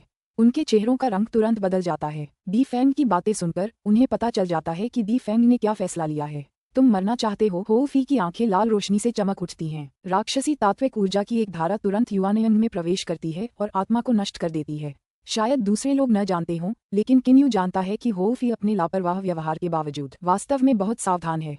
युवानयन को पकड़ने के बाद से ही वह डी फैंग के आत्मविनाश पर नजर रख रहा है और अपनी राक्षसी तात्विक ऊर्जा को युवानयन में घुसकर उसकी आत्मा को नष्ट करने के लिए हमेशा तैयार रहता है। ये ज्ञात होना चाहिए कि आत्मविनाश के लिए युवानयन की ऊर्जा उत्तेजित होनी चाहिए, जिसमें कुछ समय लगता है। जब हो फेई को लगा कि युवानयन उत्तेजित होने लगी है तो उसने बिना देर किए डी फैंग की आत्मा को नष्ट कर दिया। आत्मा के नष्ट होते ही युवानयन एक ऊर्जा क्रिस्टल से ज्यादा कुछ नहीं रह गई। फिर युवानयन पलक झपकते ही गायब हो गई। जाहिर है हो फेई ने उसे दूर रख दिया है। पांचवां भाई डी लॉन्ग और बाकी डी भाई दर्द से कराहते हैं। साथ ही बेहद गुस्से में वे तुरंत ग्रेट 6 हार्मोनीज हेवनली गेट्स फॉर्मेशन से बाहर निकल आते हैं और अपने पांचवें भाई की मौत का बदला लेने के लिए हो फी को वहीं मार डालना चाहते हैं। अपन से मुंह मत लगाकर डी फैंग की आत्मा को नष्ट करने के बाद हो फी पागलों की तरह दहाड़ता है। अपने शरीर की एक हरकत से वह तुरंत डी लुवान के चेहरे पर पहुंच जाता है, मानो टेलीपोर्टेशन का इस्तेमाल कर रहा हो। एक भयंकर चीख सुनाई देती है और एक काली छड़ी अचानक जोर से नीचे गिरती है, मानो हवा से निकलकर आ रही हो, बहुत तेज। डी लुवान को आखिरकार उस समय डी फैंग की भावना समझ में आ गई। इस तरह की गति का सामना करते हुए वह बस अपने दिमाग में ही कुछ सोच पा रहा था और उसके पास अपने अंगों से कोई रुकावट डालने का समय ही नहीं था। रुकना। ग्रेट 6 हार्मोनीज हेवनली गेट्स फॉर्मेशन से अभी अभी बाहर निकले पांचों डी लॉन्ग, डी जियान, डी यांग, डी शू और डी नाई सभी भयभीत हैं। हालांकि हो फी डी फैंग के आत्मविनाश के इरादे से क्रोधित हो गई है। किन्यू ये भी जानती है कि हो फी बहुत ही चिड़चिड़ी है। क्रोधित हो फेई सचमुच भयानक है। हो फेई एक तेज चीख निकालता है। उसका चेहरा क्रूर, हठ और उद्दंडता से भरा है। इसके बाद डी लुवान का पूरा शरीर एक धमाके के साथ चकनाचूर हो जाता है। खून और मांस चारों ओर बिखर जाता है। हालांकि इस बार क्रोधित हो फेई डी लुवान को कोई मौका नहीं देती। उसकी काली छड़ी तुरंत डी लुवान की युवानयन पर टूट पड़ती है, जो भागने ही वाली थी। काली छड़ी का प्रहार वाकई इतना शक्तिशाली है कि युवानयन पलक झपकते ही पूरी तरह चकनाचूर हो जाती है। हो फी की काली छड़ी के प्रहार से युवानयन अचानक उड़ जाती है और एक धमाका होता है। अन्य डी भाई, जिन्होंने मूल रूप से सोचा था कि अभी भी बातचीत का मौका है, देख सकते हैं कि काली छड़ी ने युवानयन को स्पष्ट रूप से मारा। उस विस्फोट से वे सभी स्तब्ध रह गए। सातवां भाई पहले ही मर चुका है। उनके पांचवें भाई की मृत्यु के कुछ ही समय बाद उनके सातवें भाई की भी मृत्यु हो गई। मेरे साथ खिलवाड़ करना मौत है। हो फी की आंखें चमक रही हैं। उसके सारे बाल खड़े हो गए हैं। उसके शरीर से एक अत्यंत भयंकर आभा निकल रही है और चारों दिशाओं में फैल रही है। यह अत्यंत प्रभुतापूर्ण आभा वास्तव में भयावह है। उसने अपनी छड़ी के जोरदार प्रहार से युवानयन को विस्फोटित कर दिया, लेकिन उसके शरीर को अप्रत्याशित रूप से कोई चोट नहीं पहुंची। तू डी लॉन्ग और बाकी चार भाई हो फेई को देखते हैं। वे इतने गुस्से में हैं कि एक वाक्य भी पूरा नहीं कर पा रहे हैं। उनकी आंखें लाल हो गई हैं। इसके बाद वे सब गुस्से से गुर्राते हैं और हो फेई पर पागलों की तरह टूट पड़ते हैं। इतने कम समय में उनके दो भाइयों की लगातार मौत ने उन्हें पागल कर दिया है। 9 भाइयों में डी लुवान और डी फैंग डोंगक्सू के शुरुआती दौर में सिर्फ 2 भाई थे और सबसे कमजोर भी। डी लॉन्ग और बाकियों ने उन्हें कभी कभार ही किसी खतरनाक काम में शामिल होने दिया और उनका बहुत ख्याल रखा। हालांकि अब वे दोनों मर चुके हैं। अपनी तलवार पकड़े हुए डी लॉन्ग उग्रता से वार करता है। डी जियान के हाथों में एक हरी रोशनी चमक रही है। डी जू अपने हाथों में लंबी छड़ी को बेरहमी से घुमाता है। अपनी सुरक्षा की परवाह न करते हुए शेष बचे 5 डी भाई हो फी पर एक ही वार में उसे मार डालने के इरादे से भयंकर हमला करते हैं। सिर्फ ताकत पर भरोसा मत करो फेई। तुम्हारी गति डी लॉन्ग के बराबर होनी चाहिए और तुम उससे ज्यादा फुर्तीले भी हो, इसलिए उनसे बचने की पूरी कोशिश करो। किन्यू तुरंत अपनी पवित्र इंद्रियों से कहता है। हो फेई उससे धीमी जरूर है, लेकिन डी लॉन्ग से जरा भी धीमी नहीं। आखिरकार एक दिव्य पशु कोई साधारण पशु नहीं है। संपूर्ण शियुजेन विश्व में एकमात्र अग्नि आंखों वाला जलीय बंदर कैसे सरल हो सकता है। चिंता मत करो बड़े भाई। काका हा कमाल है साले। तू भी लाठी चलाता है तो मेरी लाठी का स्वाद चख ले। हो फी की आवाज काली चट्टान वाले द्वीप के हवाई क्षेत्र में गूंजती है। वह खुद भी लगातार चकमा देने लगता है। वह एक बंदर है और साथ ही एक दिव्य बंदर भी, इसलिए वह बेहद फुर्तीला है। उसकी चकमा देने की क्षमता शानदार है और कोई नियमित पैटर्न नहीं अपनाती। हालांकि वह डी लॉन्ग जितना ही तेज है, फिर भी डी लॉन्ग और डी जियान के लिए उस पर हमला करना काफी मुश्किल है। टकराना। हो फेई की काली छड़ी और डी शू की लंबी छड़ी आपस में टकराती हैं। डी शू कई दसियों मीटर दूर उड़ जाता है, लेकिन हो फेई भी कई मीटर पीछे हट जाता है। लेकिन इसी समय डी लॉन्ग पीछे से हो फेई के पास आता है और अपनी तलवार हो फेई की पीठ पर तान देता है। हो फेई अपना हाथ पीछे की ओर बढ़ाता है और अपनी छड़ी को तेजी से घुमाता है। छड़ी और उड़ती तलवार आपस में टकराती हैं। वह खुद को आगे की ओर झुकने से नहीं रोक पाता। काका, बहुत बढ़िया, चलो फिर से कोशिश करते हैं। वह अचानक डी लॉन्ग पर हमला करता है। तुम मरना चाहती हो? डी लॉन्ग तुरंत उत्तेजित हो जाता है और अपनी पूरी ऊर्जा लगा देता है। वह इस मौके का फायदा उठाकर हो फेई को एक ही बार में ढेर कर देना चाहता है, लेकिन अचानक उसे एहसास होता है कि इसी पल हो फेई की आंखों की रोशनी अचानक तेज हो जाती है और हो फेई का आभामंडल और भी तेज हो जाता है। हो फेई अपनी शक्ति छुपा रहा है। डी लॉन्ग मन ही मन चौंक जाता है, लेकिन फिर भी वह अपनी तलवार पकड़े रहता है और हो फी की काली छड़ी पर पूरी ताकत से वार करता है। एक तो बिजली की तरह अत्यधिक गति से हवा में वार करता है, एक तो विशाल स्तंभ की तरह विश्व को तहस नहस कर देने वाली शक्ति से ध्वस्त हो जाता है। टकराना, हवा हिलती है और वे दोनों एक साथ पीछे की ओर उड़ते हैं। वे समान रूप से मेल खाते हैं। अपना असली रूप दिखाए बिना मुझे हराने के बारे में सोचना भी मत, हो फी ने तिरस्कारपूर्वक सोचा। जब उसने किन्यू से पहले कहा था कि वह बेरसक मोड में डी लॉन्ग से बराबरी से लड़ सकता है, तो उसका मतलब डी लॉन्ग के असली रूप से था। अगर डी लॉन्ग अपने असली रूप में नहीं आता तो हो फी को बेरसक होने की जरूरत ही नहीं पड़ेगी। हालांकि जब वे दोनों भयंकर संघर्ष के बाद पीछे की ओर उड़ रहे हैं, सावधान, जब किन्यू की आवाज पवित्र इंद्रिय संचार के माध्यम से हो फी के मन में उठी, हो फी तुरंत बच निकलता है, लेकिन फिर भी उसकी पीठ पर तलवार लग जाती है और उसे लगभग 30 से 40 सेंटीमीटर लंबा एक बहुत बड़ा घाव हो जाता है। उसका मांस बाहर निकल आता है और उस बड़े घाव से लगातार खून बहता रहता है। हो फेई, मरने के लिए तैयार हो जाओ, डी जियान गुस्से से चिल्लाता है और उस पर टूट पड़ता है। हो फी की रिकवरी क्षमता बहुत अच्छी है, लेकिन उसकी तुलना किन्यू के उल्कापिंड के आंसू से नहीं की जा सकती, क्योंकि वह घाव इतना बड़ा है। राक्षसी तात्विक ऊर्जा से ढका होने के बावजूद उसमें से खून बहता रहता है। धमाका धमाका धमाका धमाका। ग्रेट 6 हार्मोनीज हेवनली गेट्स फॉर्मेशन के अंदर लगातार बमबारी की आवाजें उठ रही हैं। ये आवाजें किसी और की नहीं बल्कि बेहद चिंतित किन्यू की वजह से आ रही हैं, जो लगातार फॉर्मेशन पर हमला कर रही है। उनका हर हमला पूरी ताकत से किया जाता है। हालांकि 9 दानव हॉल के 7 महापुरुषों ने मिलकर इस संरचना की स्थापना की है और किन्यू डी लॉन्ग से एक स्तर भी कमजोर है, इसलिए उसके लिए इस संरचना को तोड़ना असंभव है। मैं क्या कर सकता हूँ? मुझे क्या करना चाहिए? किन्यू कुछ अधीर हो गया है। हो फी काफी शक्तिशाली है, लेकिन डी लॉन्ग, डी जियान और अन्य 3 दी भाइयों का सामना करना उसके लिए अच्छा नहीं बल्कि बुरा संकेत है। किन्यू दांत पीसता है। उसके हाथ में एक ट्रांसमीटर दिखाई देता है। यह वही ट्रांसमीटर है जो अंकल लेन ने उसे पहले दिया था, हालांकि जब किन्यू ने अभी तक कोई संदेश नहीं भेजा है। हाँ, ये तो बहुत दिलचस्प है। 9 डेमन्स हॉल के बच्चों, कुछ तो रुतबा है तुम्हारा। किसने सोचा था कि तुम किसी विरोधी पर हमला कर दोगे?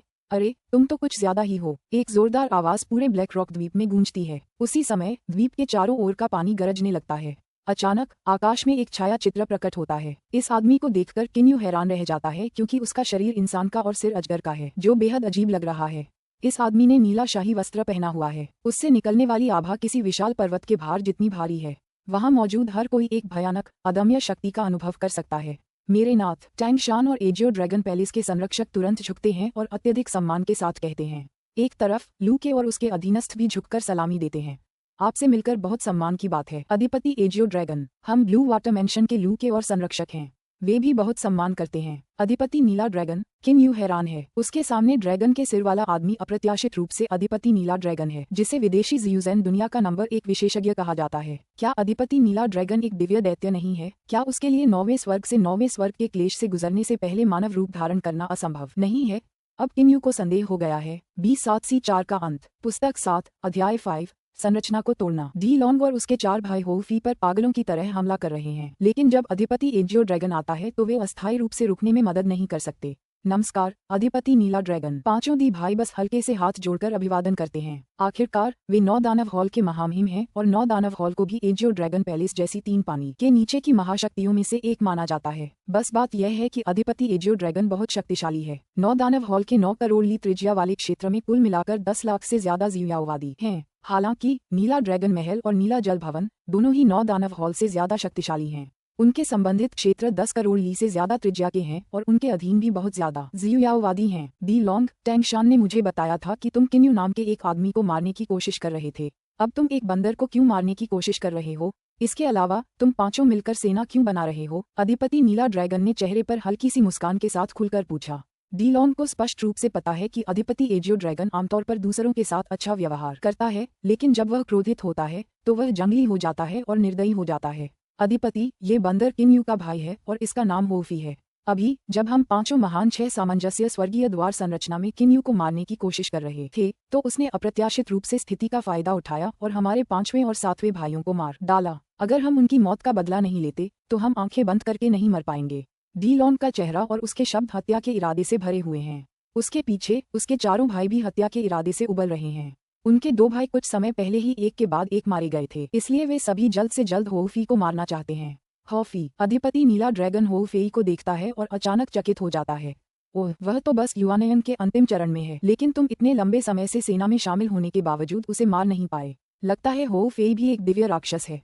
कितना अद्भुत, अद्भुत। एक उत्तर युवानयन चरण का शिवयाओइस्ट जो इतने लंबे समय तक उत्तर डोंगक्सू चरण के डी लॉन्ग और उसके भाइयों के हमले से बच सकता है, वह लगभग निश्चित रूप से एक दिव्य जानवर है। डी लॉन्ग भौंचक्का रह जाता है, लेकिन उसके बगल में खड़ा डी जियान कहता है, अधिपति एजियो ड्रैगन, इस होउ फी ने मेरे 5वें और 7वें भाइयों को मार डाला है, इसलिए या तो हमें या उसे मरना होगा। आप यहाँ हमें रोकने आए हैं, है ना? डी जियान की आंखें बर्फ की तरह ठंडी हैं। Great six harmonies heavenly gates formation में जब किन्यू ये सुनता है तो उसके दिल में आशा की एक किरण दिखाई देती है। हाँ, मारना है तो मार दो, इससे मेरा क्या लेना देना। अपनी बड़ी आस्तीन लहराते हुए अधिपति नीला ड्रैगन तुरंत काले पत्थर वाले द्वीप के आकाश में उड़ जाता है। तभी उसके पैरों के नीचे एक बादल प्रकट होता है। बादल पर खड़े होकर वह नीचे ऐसे देखता है मानो कोई नाटक देख रहा हो। टैंग शान और उसके अधीनस्थ जल्दी से उसकी पीठ के पास उड़कर आते हैं और वहां सम्मानपूर्वक खड़े हो जाते हैं। काका टिल्डर टिल्डर टिल्डर, छोटे कीड़े, मुझे मारने के बारे में सपने में भी मत सोचना। होउ फेई अजीब तरह से हंसता है, उसका चेहरा गुस्से से भरा हुआ है। फिर वह अपनी काली छड़ी लहराता है और उसे डी यान के सिर पर दे मारता है। 9 दानवों के हॉल के 5 भाई अब हिंसक रूप से सक्रिय हो जाते हैं और होउ फी पर तुरंत हमला कर देते हैं। चूंकि अधिपति एजियो ड्रैगन ने कहा है कि वह होउ फी को मारने के उनके प्रयासों में बाधा नहीं डालेगा, इसलिए वह निश्चित रूप से उन्हें नहीं रोकेगा। अब उसकी चिंता किए बिना 5 दी भाई स्वाभाविक रूप से अपना हमला फिर से शुरू कर देते हैं। महान 6 सामंजस्य स्वर्गीय द्वार संरचना में किन्यू देख सकता है कि एजियो ड्रैगन पैलेस और ब्लू वाटर मैंशन के सदस्य होउ फी को 5 दी भाइयों द्वारा घेरकर हमला करते हुए देख रहे हैं। इसके अलावा वह देख सकता है कि होउ फी स्पष्ट रूप से अपनी स्थिति खो रही है, इसलिए वह चिंतित हो जाता है। चीख टिल्डर टिल्डर, एक तेज आवाज जो उल्लू की चीख जैसी लगती है अचानक काली चट्टान वाले द्वीप के चारों ओर कई हजार ली के दायरे में गूंजती है।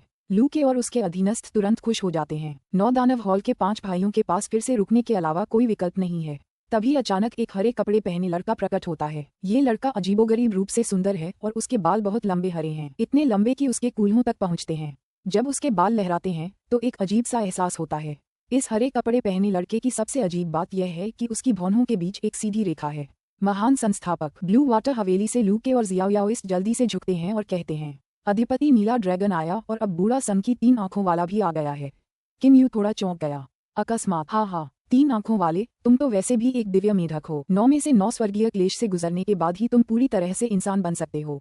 चूंकि तुम सिर्फ 6 में से 9 स्वर्गीय क्लेश से गुजरे हो, इसलिए ज्यादा से ज्यादा तुम आधा इंसान ही बन सकते हो। लेकिन तुम्हें दिखावे की बहुत ज्यादा परवाह है, इसलिए तुम खुद को और दूसरों को बेवकूफ बनाने के लिए एक भ्रम का भी इस्तेमाल कर रहे हो। अधिपति एजियो ड्रैगन जोर से हंसता है और ओल्ड फ्रीक थरी आइट के बारे में सीधे सच्चाई बताता है। हालांकि किन्यू आश्चर्यचकित है। ये बूढ़ा सन की 3 आंखों वाला वाकई बहुत भयानक है। मैं समझ नहीं पा रहा कि वह कोई मायावी जादू कर रहा है या नहीं। उसे लगता है कि वहां मौजूद एकमात्र अधिपति नीला ड्रैगन ही है जो बूढ़े सन की 3 आंखों वाले की मायावी तकनीक को समझ सकता है। ओल्ड फ्रीक थरी आइट का असली रूप थरी ब्लू आइड टोड है। मेढक बदसूरत होता है, लेकिन त्रिनेत्रधारी को सुंदरता बहुत पसंद है, इसलिए वह अपनी बदसूरती से नाखुश था। इसलिए उसने एक भ्रम तकनीक सीखी और खुद को एक सुंदर लड़के जैसा दिखाने लगा। नीला ड्रैगन, बूढ़ा सन की 3 आंखों वाला, गुस्से से भर जाता है। उसके लंबे हरे बाल एकदम से सीधे ऊपर उड़ जाते हैं। अरे बदसूरत जानवर, तू हमेशा अपना ड्रैगन वाला सिर लगाए घूमता है। क्या तुझे लगता है कि ये बहुत प्रभावशाली और सुंदर है? वो तुरंत डांटता है। अधिपति एजियो ड्रैगन जोर से हंसने लगता है, उसकी बात पर ध्यान नहीं देता तथा आत्मसंतुष्ट भाव से कहता है, कम से कम यह आपके मेढक के सिर से अधिक सुंदर है। बूढ़ा सन की 3 आंखों वाला इतना गुस्से में है कि उसका शरीर कांप रहा है। उसे सुंदरता पसंद है, लेकिन मेढक बहुत बदसूरत होते हैं, इसलिए उसे मेढक कहलाना बिल्कुल पसंद नहीं। हालांकि इस बार उसे ये नाम अधिपति नीला ड्रैगन ने दिया है, जो एक प्रारंभिक कोंगमिंग अवस्था का दिव्य राक्षस है। एजियो ड्रैगन, पिछली बार तुमने मेरी ज़ैड तलवार छीन ली थी और मैंने उसका हिसाब नहीं चुकाया। इस बार तो तुमने मेरा अपमान भी किया है। अच्छा, चलो फिर से लड़ते हैं। वह इतना क्रोधित हो जाता है कि लड़ाई शुरू कर देता है। अपने हरे बालों को लहराते हुए बूढ़ा सन की 3 आंखों वाला एक पल में अधिपति नीला ड्रैगन के सामने पहुंच जाता है और पंजे से वार कर देता है। उसकी गति किन्यू से काफी तेज है। मैंने तुम्हारी ज़ैड तलवार छीन ली? बकवास। पिछली बार तो वह तलवार पहले किसी के पास नहीं थी। तुम्हारा मुझसे झगड़ा हुआ था और आखिरकार मुझे ज़ैड तलवार मिल गई। तुम कैसे कह सकते हो कि मैंने तुम्हारी छीन ली? अधिपति नीला ड्रैगन गुस्से से दहाड़ता है और खुद भी लड़ने लगता है। वहां उपस्थित सभी लोग अचंभित हैं। ये बूढ़ा सन की 3 आंखों वाला और अधिपति नीला ड्रैगन कुछ समय पहले ही एक दूसरे से मिले थे, लेकिन उन्होंने पहले ही लड़ाई शुरू कर दी है। धमाका। ऊर्जा की विभिन्न धाराएं अलग अलग जगहों पर टकराती हैं, जिससे विस्फोट होते हैं। पूरे ब्लैक रॉक द्वीप पर कई जगहें उड़ जाती हैं। ओल्ड फ्रीक थरी-आइड और ओवरलॉर्ड एजियो ड्रैगन के बीच ये लड़ाई बेहद विनाशकारी है। बाकी सभी लोग आकस्मिक क्षति के डर से सावधानी से उनसे दूर रहते हैं। पांचों डी भाई अब होवफी पर उतनी स्वतंत्रता से हमला नहीं कर पा रहे हैं जितनी पहले कर सकते थे, क्योंकि ओल्ड फ्रीक थरी-आइड और ओवरलॉर्ड एजियो ड्रैगन बहुत तेज हैं। ये दोनों सुपर एक्सपर्ट किन्यू से भी कहीं ज्यादा तेज हैं। एक पल में वे कई 100 ली दूर हो सकते हैं, लेकिन कुछ ही देर में वे डी लॉन्ग या किसी और के पक्ष में आ सकते हैं। ऐसे में डी भाई अपना पूरा ध्यान होवफी से लड़ने पर कैसे लगा सकते हैं? अगर वे लापरवाह रहे तो शायद उन्हें ओवरलॉर्ड एजियो ड्रैगन और ओल्ड फ्रीक थरी-आइड से टक्कर लग जाएगी और वे गंभीर रूप से घायल हो जाएंगे। जब वे दोनों एक दूसरे से लड़ते हैं तो उनकी ऊर्जा हर जगह फैल जाती है। ग्रेट 6 हार्मोनीज हेवनली गेट्स फॉर्मेशन भी निश्चित रूप से उनकी ऊर्जा से प्रभावित है। हालांकि ये ऊर्जा धाराएं अधिपति एजियो ड्रैगन और ओल्ड फ्रीक थरी-आइड के बीच हुए आदान प्रदान की अवशिष्ट ऊर्जा मात्र हैं, जबकि यह विशाल संरचना 7 महापुरुषों द्वारा स्थापित की गई थी। इसलिए इन ऊर्जा धाराओं का इस संरचना को भेदना संभव नहीं है। अपनी ताकत का दिखावा मत करो, फेई। पहले तुम जल्दी से यहाँ से निकल जाओ। किन्यू तुरंत पवित्र इंद्रिय संचार के माध्यम से होवफी को बताता है। फिलहाल होवफेई और पांचों दी भाइयों का भी पहले जैसी जबरदस्त लड़ाई का कोई इरादा नहीं है, इसलिए होवफेई स्वाभाविक रूप से बहुत निश्चिंत है। इसके अलावा वह कभी भी भाग सकता है। उसकी तेज रफ्तार को देखते हुए दी भाइयों को उसका पीछा करने में मुश्किल होगी। चिंता मत करो बड़े भाई, अभी अभी मैं सिर्फ इसलिए घायल हुआ क्योंकि मैं लापरवाह था। इसके अलावा मैंने अभी तक अपनी असली शक्ति का इस्तेमाल नहीं किया है। मैं अभी तक बेसिक मोड में नहीं पहुंचा हूँ। होवफी को जरा भी चिंता नहीं है। किन्यू का दिल तुरंत शांत हो गया। अगर कोई किसी चीज की बहुत ज्यादा परवाह करता है तो उसका दिमाग धुंधला हो जाएगा। होवफेई को घायल देखकर किन्यू अचानक भूल गया कि होवफेई अभी भी उन्मत्त अवस्था में जा सकता है, जिससे उसकी शक्ति में तुरंत बहुत सुधार होगा। लेकिन इस समय 3 आंखों वाले, तुम समकी हो तो तुम असली लड़ाई करना चाहते हो? अधिपति नीला ड्रैगन गुस्से से दहाड़ता है। अभी अभी बूढ़े सन की 3 आंखों वाले के हाथों ने उसके कपड़ों को खरोंचा है, जिससे उसका गुस्सा स्वाभाविक रूप से भड़क गया है। तभी अचानक उसके दाहिने हाथ में एक चमकदार सुनहरा लंबा भाला प्रकट होता है। इस सुनहरे लंबे भाले को थामे हुए अधिपति एजियो ड्रैगन तुरंत ओल्ड फ्रीक थरी-आइड पर बढ़त हासिल कर लेता है। ये देखकर किन्यू का दिल सदमे से कांप उठता है। कियान लॉन्ग महाद्वीप के विशेषज्ञों के विपरीत अधिपति नीला ड्रैगन चालाकी के बजाय केवल गति और शक्ति का उपयोग करता है। उसके हाथों से भालों की विभिन्न आकृतियां निकलती हैं और उनमें से प्रत्येक किन्यू के सबसे शक्तिशाली प्रहार से भी अधिक शक्तिशाली है। ये लो, नीला ड्रैगन पूरी तरह से असहाय बूढ़े सन की 3 आंखों वाले की तीखी आवाज अचानक तेज हो जाती है। उसी समय उसकी भौहों के बीच की वह खड़ी रेखा खुल जाती है, जिससे एक आंख दिखाई देती है। फिर उसमें से एक गहरी हरी रोशनी सीधी रेखा में निकलती है। तुम पूरी ताकत लगाना चाहते हो? अधिपति नीला ड्रैगन चौंककर चिल्लाता है और जल्दी से बच निकलता है। लेकिन वह गहरा हरा प्रकाश बहुत तेज है, इसलिए वह फिर भी उसके शाही वस्त्र को भेद देता है। 3 आंखों वाले, अगर तुम अपनी उस आंख का इस्तेमाल करो तो मुझे गंभीर होने का दोष मत देना। अधिपति नीला ड्रैगन के हाथ चमक उठते हैं। पलक झपकते ही वे काले ड्रैगन के पंजों में बदल जाते हैं और बर्फ जैसी ठंडी धातु जैसी चमक बिखेरते हैं। लेकिन उसकी बाकी बाहें नीले ड्रैगन के शल्कों से ढकी हुई हैं। बूढ़े सन की 3 आंखों वाले की तीसरी आंख के हमले बेहद तेज और भयंकर होते हैं, इसलिए अधिपति नीला ड्रैगन उन्हें केवल अपने सबसे शक्तिशाली हथियार ड्रैगन पंजों से ही रोक पाता है। उसका सुरक्षात्मक कवच भी प्रकाश की इस गहरी हरी किरण का सामना नहीं कर पाता। बूढ़ा सन की 3 आंखों वाला निर्दयी हो गया है। एक और गहरे हरे रंग की रोशनी निकलती है। अधिपति नीला ड्रैगन घटनास्थल पर मौजूद सभी लोगों की स्थिति पर नजर डालता है। उसके चेहरे पर अचानक एक धूर्त मुस्कान आ जाती है। हमले को रोकने के लिए अपने ड्रैगन पंजों का इस्तेमाल किए बिना वह तुरंत एक तरफ हट जाता है। उसके बचने की कोशिश में ये गहरा हरा प्रकाश अप्रत्याशित रूप से डी लॉन्ग पर वार करता है। डी लॉन्ग के चेहरे का रंग बदल जाता है। गाली देने का समय न होने के कारण वह बचने की पूरी कोशिश करता है, लेकिन ओल्ड फ्रीक थरी-आइड के इस हमले से बचना कैसे आसान हो सकता है? गर्जना टिल्डर टिल्डर टिल्डर। डी लॉन्ग एक पागल सी दहाड़ता है और तुरंत ही 100 मीटर से ज्यादा लंबे बैंगनी दानव जलीय ड्रैगन में बदल जाता है। प्रकाश की वह गहरी हरी किरण डी लॉन्ग के शरीर को ऐसे भेदती है जैसे किसी कागज को चीरकर समुद्र में प्रवेश कर रही हो और फिर गायब हो जाती है। डी लॉन्ग तुरंत ही अपने मानव रूप में वापस आ जाता है। तुमने मुझे क्यों चोट पहुंचाई, महान संस्थापक त्रिनेत्रधारी? वह क्रोधित है। अब उसके पेट पर एक छोटा सा घाव हो गया है। इतना बड़ा होने के बावजूद वह उससे बहते खून को रोक नहीं पा रहा है। डी लॉन्ग, अगर मैं सचमुच तुम्हें चोट पहुंचाना चाहता तो तुम अब तक कैसे जीवित रह सकते थे? बूढ़े सन की 3 आंखों वाले की आवाज ऊंची हो जाती है, लेकिन वह अभी भी अधिपति नीला ड्रैगन से बहुत तेजी से लड़ रहा है। एक के बाद एक गहरे हरे रंग की रोशनी की किरणें फूटती हैं। घटनास्थल पर मौजूद हर कोई डर के मारे भाग जाता है, क्योंकि कोई भी ऐसे हमलों को रोकने की हिम्मत नहीं करता। डी लॉन्ग समझता है, अगर बूढ़ा सन की 3 आंखों वाला सचमुच उसे मारना चाहता तो वह गहरे हरे रंग की रोशनी की किरण उसके शरीर में जाकर फट जाती और उसकी मौत हो जाती। हालांकि बूढ़े सम की 3 आंखों वाले ने उस गहरे हरे रंग की रोशनी को उसके शरीर में नहीं फटाया। इस बात से आश्वस्त होकर डीलॉन्ग तुरंत बोलना बंद कर देता है। वाह, एक और गहरे हरे रंग की रोशनी की किरण निकलती है, लेकिन यह अप्रत्याशित रूप से ग्रेट 6 हार्मोनीज हेवनली गेट्स फॉर्मेशन से सीधे टकराती है। पूफ। हालांकि प्रकाश की किरण थोड़ी सी बाधित होती है, फिर भी वह संरचना को नष्ट कर देती है। इसके बाद अपनी अधिकांश ऊर्जा खोकर प्रकाश की किरण काली चट्टान वाले द्वीप की सतह को भेदती हुई गायब हो जाती है। संरचना नष्ट हो गई है। महान 6 सामंजस्य स्वर्गीय द्वार संरचना नष्ट कर दिया गया है। किन्यू हक्का बक्का रह गया। 9 दानवों के घर के 5 भाई हक्का बक्का रह गए और हो फी भी हक्का बक्का रह गया। तीसरी आंख के हमले ओल्ड फ्री थरी आइड के सबसे शक्तिशाली हमले हैं। यहाँ तक कि अधिपति नीला ड्रैगन भी उन्हें हल्के से रोकने की हिम्मत नहीं कर सकता। इसलिए अपनी अत्यंत शक्तिशाली रक्षा के बावजूद ग्रेट 6 हार्मोनीज हेवनली गेट्स फॉर्मेशन उस प्रकाश की किरण से टूट गया। महान संस्थापक त्रिनेत्रधारी आप डीलॉन्ग बूढ़े सन की 3 आंखों वाले की ओर इशारा करता है। वह इतना गुस्से में है कि उसका शरीर कांप रहा है और वह अपनी बात पूरी भी नहीं कर पा रहा है। उसे और उसके भाइयों को मिलकर किन्यू की असावधानी का फायदा उठाकर ग्रेट 6 हार्मोनीज हेवनली गेट्स फॉर्मेशन की स्थापना करनी पड़ी। अब दी लुवान और दी फेंग पहले ही मर चुके हैं, इसलिए वे चाहकर भी इसे स्थापित नहीं कर सकते। किन्यू की गति को देखते हुए वे किन्यू को कैसे रोक सकते हैं? थरी आयड, तुम वाकई बहुत अजीब हो। डी लॉन्ग और उसके भाइयों को इस विशाल संरचना को बनाने में बहुत मेहनत लगी थी, लेकिन तुमने इसे यूं ही नष्ट कर दिया। अधिपति एजियो ड्रैगन भी ओल्ड फ्री थरी आयड की ओर इशारा करता है। बूढ़ा सन की 3 आंखों वाला अपनी 3 आंखों से डी लॉन्ग को गुस्से से घूरता है। डी लॉन्ग, तुमने इसे उस जगह के बजाय कहीं और क्यों नहीं लगाया जहां मैं और एजियो ड्रैगन आपस में लड़ते हैं? वह ठंडी गुनगुनाहट के साथ कहता है। उसकी आंखों का क्रोध देखकर दी भाइयों का दिल धड़क उठता है। अंदर ही अंदर बेहद गुस्से में होने के बावजूद अब वे कुछ और कहने की हिम्मत नहीं जुटा पाते। चलो लड़ना बंद करो थरी आयड। अगर लड़ना ही है तो डी लॉन्ग और उसके भाइयों के अपना काम निपटाने तक इंतजार करो। एजियो ड्रैगन ऐसे कहता है मानो वह कोई अच्छा इंसान हो। बूढ़ा सन की 3 आंखों वाला एक ठंडी गुनगुनाहट की आवाज निकालता है और फिर लू के और उसके मातहतों के सामने उड़कर बोलती बंद कर देता है।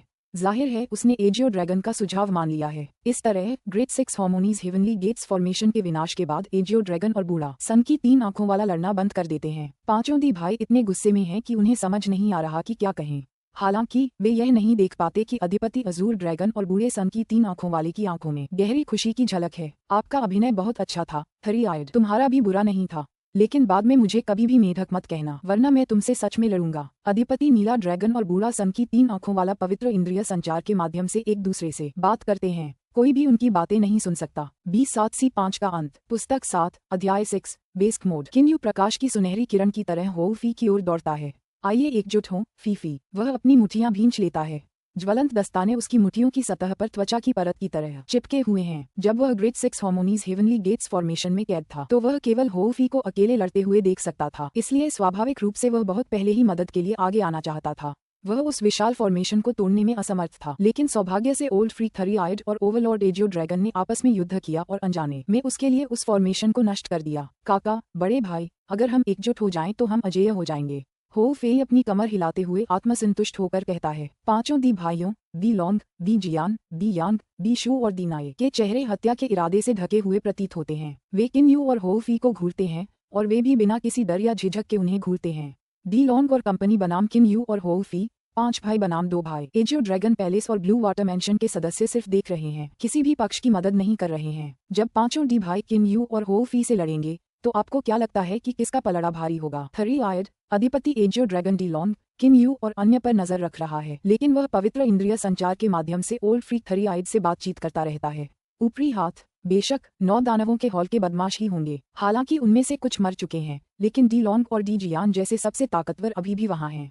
तुम्हें पता होना चाहिए कि ये बैंगनी दानव जलीय ड्रैगन दिव्य जानवरों से थोड़े ही कमतर हैं। वे केवल 6 में 9 स्वर्गीय क्लेशों से गुजरने के बाद ही मनुष्यों में रूपांतरित हो सकते हैं।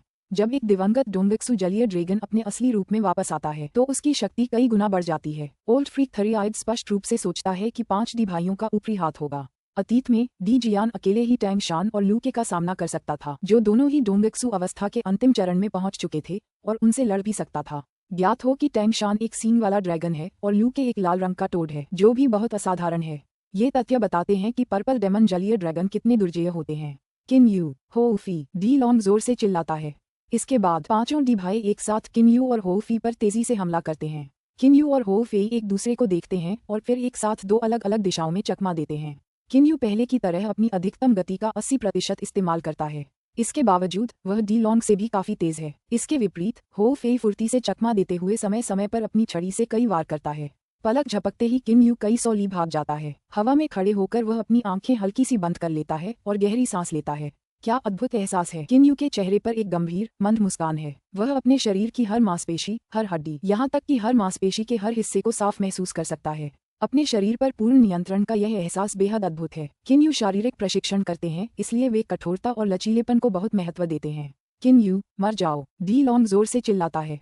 उसकी उड़ती हुई तलवार अचानक एक तलवार में बदल जाती है। तलवार को पकड़कर डी लॉन्ग उसे किम यू के सिर पर मारता है। हालांकि इस वार का सामना करते हुए किम यू अपनी कमर की मांसपेशियों को हल्के से हिलाते हुए तलवार के समानांतर 2 से 3 मीटर आगे बढ़ता है। किम यू का शरीर बिजली की तरह तेज है। साथ ही वह अपनी तर्जनी और मध्यमा उंगलियों से एक उंगली तलवार बनाता है और उसे डी लॉन्ग पर तानता है। उसकी शुद्ध और सघन स्वर्णिम तारकीय ऊर्जा पूरी तरह से उंगली तलवार पर केंद्रित हो जाती है, जिससे एक चमकदार सुनहरी रोशनी निकलती है। किम यू बहुत तेज है, इसलिए डी लॉन्ग के पास अपने दाहिने हाथ में तलवार से वार करने का समय नहीं है। इसलिए वह केवल अपने बाएं हाथ से ही किम यू की उंगली की तलवार पर वार कर सकता है। जब डी लॉन्ग का मुक्का उंगली की तलवार पर पड़ता है तो उसके चारों ओर एक दस्ताना दिखाई देता है। ये दस्ताना 2 रंगों का है, चांदी और बैंगनी, और यह कोई और नहीं बल्कि एक उच्च श्रेणी का पवित्र हथियार है। टकराना। किम यू की उंगली तलवार और डी लॉन्ग की मुट्ठी आमने सामने टकराती है। तीक्ष्ण स्वर्णिम तारकीय ऊर्जा फूट पड़ती है। डी लॉन्ग की शक्तिशाली राक्षसी तात्विक ऊर्जा भी फूट पड़ती है। किम यू की ऊर्जा अधिक सघन और भेदक है, जबकि डी लॉन्ग की ऊर्जा अधिक शक्तिशाली और ठोस है। ये संघर्ष अप्रत्याशित रूप से बराबरी पर समाप्त होता है। Triple strike. किम यू की आंखों में निर्दयता की झलक दिखाई देती है। उसने वही चाल चलनी शुरू कर दी है जिससे उसने पहले डी टोन को मारा था। उसकी उंगलियां सीधी हो जाती हैं। पल भर में उंगलियों की तलवार भाले के वार में बदल जाती है। फिर बिना एक पल भी रुके वह अपनी उंगलियां सिकोड़ता है और एक मुक्का मारता है। उसने लगातार 3 बार हमला किया है। डी लॉन्ग बहुत शक्तिशाली है, लेकिन उसके बाएं हाथ की हड्डियां और जोड़ अभी भी ऐसे दर्द कर रहे हैं मानो टूटने ही वाले हों। खुशकिस्मती से उसके दस्तानों को ड्रैगन के शल्कों को उच्च स्तरीय क्रिस्टलों के साथ मिलाकर बनाया गया था, इसलिए उनकी सुरक्षा बेहद मजबूत है। फिर भी किम यू के लगातार 3 वारों ने उसके बाएं हाथ की हमला करने की क्षमता लगभग खत्म कर दी थी। यह क्या चाल है? डी लॉन्ग को यकीन नहीं हो रहा था। वह जाहिर तौर पर किम यू से ज्यादा ताकतवर है, लेकिन अभी अभी किम यू ने उसके बाएं हाथ को घायल कर दिया था। किम यू की आंखों में एक उग्रता की झलक है। जब मैं पहले कियानलोंग महाद्वीप की यात्रा कर रहा था तो मैंने शॉर्ट फोर्स तारांकन नामक एक आक्रमण तकनीक सीखी थी। ये चाल शॉर्ट फोर्स का ही एक रूप है। किम यू ने अभी जो चाल चली है वह दरअसल शॉर्ट फोर्स पर आधारित थी। ये कदम केवल 3 लगातार हमले करने तक सीमित नहीं है। अगर यह वाकई इतना आसान होता तो शॉर्ट फोर्स कंटिन्यूअस स्ट्राइकिंग सीखना इतना मुश्किल नहीं होता। आखिरकार पहली स्ट्राइक के बाद जब आप दूसरी स्ट्राइक करते हैं तो विरोधी भी अपनी दूसरी स्ट्राइक कर सकता है। इस short force continuous striking move का राज कंटिन्यूअस शब्द में ही है। जब कोई भी व्यक्ति मुक्का मारता है तो उसकी मुट्ठी को पर्याप्त आक्रामक बल उत्पन्न करने के लिए कम से कम एक निश्चित दूरी तक चलना चाहिए। उदाहरण के लिए किसी चीज पर मुक्का मारने के लिए उसे पर्याप्त दूरी से अपनी मुक्का मारना जरूरी है। अगर वह अपनी मुक्का हिलाए बिना सिर्फ अपनी आंतरिक ऊर्जा पर निर्भर रहे तो हमला बहुत कमजोर होगा। लगातार हमला करने से शॉर्ट फोर्स कंटिन्यूअस स्ट्राइकिंग दुश्मन को पर्याप्त दूरी नहीं दे पाती। उंगली से तलवार से वार करने के बाद हाथ थोड़ा पीछे हट जाएगा, जिससे थोड़ी जगह बन जाएगी, लेकिन दुश्मन इस जगह का फायदा उठाकर पलटवार नहीं कर पाएगा। ये सब उपयोगकर्ता के कौशल और अनुभव पर निर्भर करता है। उपयोगकर्ता को निरंतरता हासिल करने के लिए अनुभव और आत्मज्ञान से सीखना होगा। भले ही कोई इस तकनीक का सिद्धांत जानता हो, इसका मतलब यह नहीं कि वह इसे लागू कर सकता है। नश्वर, तो तुमने नश्वर चीजें भी सीखी। डी लॉन के शब्द तिरस्कार से भरे थे। मुझे दिखाओ कि तुम्हारे पास क्या है। इस बार मैं तुम्हें कोई मौका नहीं दूंगा। इतना कहकर वह बाकी सब कुछ छोड़कर अपनी उग्र राक्षसी तात्विक ऊर्जा से किम यू पर हमला बोल देता है। धमकाना। डी लॉन्ग बिल्कुल गुंडा है। अपनी राक्षसी तात्विक ऊर्जा की ताकत पर भरोसा करते हुए वह तुरंत अपनी ऊर्जा को अपने नियंत्रण में लाकर किम यू को नियंत्रित करता है और पागलों की तरह किम यू पर हमला करता है। दौड़ना। किम यू के पास अपनी गति का इस्तेमाल करके फिर से चकमा देने और कभी कभार 1-2 बार छिपकर हमला करने के अलावा कोई चारा नहीं है। चालाकी पर आधारित हमला ज्यादा से ज्यादा 1-2 बार ही इस्तेमाल किया जा सकता है। अगर इसका जरूरत से ज्यादा इस्तेमाल किया जाए तो दुश्मन स्वाभाविक रूप से इससे निपटने का कोई न कोई तरीका निकाल ही लेगा। उस समय इस्तेमाल करने वाला शायद खत्म हो जाएगा। युद्ध के मैदान में किम यू पांचों दी भाइयों के बीच एक सुनहरी किरण की तरह आगे पीछे घूमता रहता है और समय समय पर दी यांग, दी शू और दी नाई पर हमला करता रहता है। हो फी भी फुर्ती से चकमा दे रहा है। उसकी काली छड़ी एक काले धब्बे की तरह बेतरतीब ढंग से घूम रही है। फिलहाल युद्ध के मैदान में गतिरोध की स्थिति बनी हुई है। 3 आंखों वाले, क्या तुमने नहीं कहा था कि 9 दानवों का हॉल जीतेगा? अब ऐसा क्यों लग रहा है कि वे एक दूसरे के बराबर हैं? नीला ड्रैगन पवित्र इंद्रिय संचार के जरिए ताना मारता है। गर्दन से गर्दन, ऐसा नहीं कह सकते। बात बस इतनी है कि यह किम यू नाम का लड़का वाकई बहुत तेज है। हालांकि वह दी भाइयों को हरा नहीं सकता, लेकिन दी भाइयों के पास भी उसे चोट पहुंचाने का कोई तरीका नहीं है। लेकिन तुम बस इंतजार करो और देखो, स्थिति बहुत जल्द बदल जाएगी। बूढ़ा सन की 3 आंखों वाला अपनी पवित्र इंद्रियों से बहुत आत्मविश्वास से कहता है। तीसरे भाई, चौथे भाई, छठे भाई, 9वें भाई, चलो उन्हें मारने के लिए तुरंत अपने असली रूप का उपयोग करें। किन यू और हो फी को मारने में सक्षम हुए बिना लंबे समय तक लड़ने के बाद डी लॉन्ग ने आदेश दिया, ठीक है। डी जियान, डी यांग, डी जू और डी नाइस सभी उनसे सहमत हैं। इसके बाद 5 ड्रैगन की दहाड़ सुनाई देती है और पांचों डी भाई 5 बैंगनी दानव जलीय ड्रैगन में बदल जाते हैं जो आकाश में तैर रहे हैं। उनके 100 मीटर लंबे शरीर ही एक बेहद दमनकारी एहसास देते हैं। उनके काले एकल सींग बर्फीली रोशनी से चमक रहे हैं। किन यू के चेहरे का रंग तुरंत बदल जाता है। उन्होंने व्यक्तिगत रूप से डी टोंग और चाहोन के बीच लड़ाई देखी थी, विशेष रूप से बैंगनी दानव जलीय ड्रैगन में बदलने के बाद डी टोंग की दुर्जयता। इसलिए वह जानते हैं कि जब डी भाई अपने असली रूप में बदल जाएंगे तो उनकी शक्ति में काफी सुधार होगा। फेई फेई, जब वे अपने असली रूप में आ जाते हैं तो वे बहुत ज्यादा शक्तिशाली हो जाते हैं। वह तुरंत अपनी पवित्र इंद्रियों से कहता है, चिंता मत करो। हो फेई बिल्कुल भी चिंतित नहीं है, उसकी आंखें और भी ज्यादा लड़ने के जोश से चमक रही हैं। अपनी पूंछ हिलाते ही 5 बैंगनी दानव जलीय ड्रैगन तुरंत 5 बैंगनी धब्बों में बदल जाते हैं और किन यू और हो फी पर टूट पड़ते हैं। वे इतने तेज हैं कि हो फी, जो कुछ देर पहले तक जोश से भरी हुई थी, भी हैरान रह जाती है और जल्दी से लाठी से वार करती है। टकराना, हो फेई की काली छड़ी और डी लॉन्ग का एक सींग जोरदार टक्कर से आपस में टकराते हैं। डी लॉन्ग को जरा भी चोट नहीं लगती, लेकिन हो फेई उड़कर दूर जा गिरती है। अरे, ये तो वाकई बहुत ताकतवर हो गए हैं।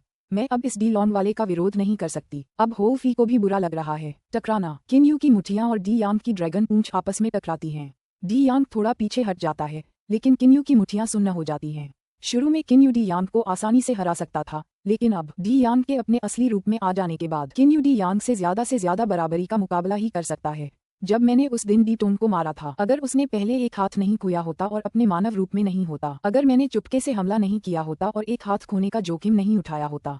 इस समय किन यू चुपके से हैरान है। वह जानता था कि उस समय वह भाग्यशाली था, लेकिन अब जब वह डी यांग के असली रूप से लड़ रहा है तो उसे पता चलता है कि मध्य डोंगक्सू चरण का बैंगनी दानव जलीय ड्रैगन अपने असली रूप में कितना दुर्जेय है। डी टोंग सचमुच बहुत बदकिस्मत था कि उसकी मौत हो गई। चारों ओर से खतरों से घिरे किन यू ने अंततः निर्णय लिया, गति 100%। अब वह अपनी गति को छिपाता नहीं है और तुरंत अपनी क्षमता के 80% से 100% तक बढ़ा देता है। ऐसा करने से उसकी गति में एक स्तर का सुधार होता है, कम नहीं। और इसलिए जो हमले पहले उसे खतरा लग सकते थे, वे अब उसके शरीर को छू भी नहीं पाते। युद्ध के मैदान में पांचों दी भाइयों के असली रूप धारण करने के बाद वे और भी ज्यादा शक्तिशाली हो गए हैं।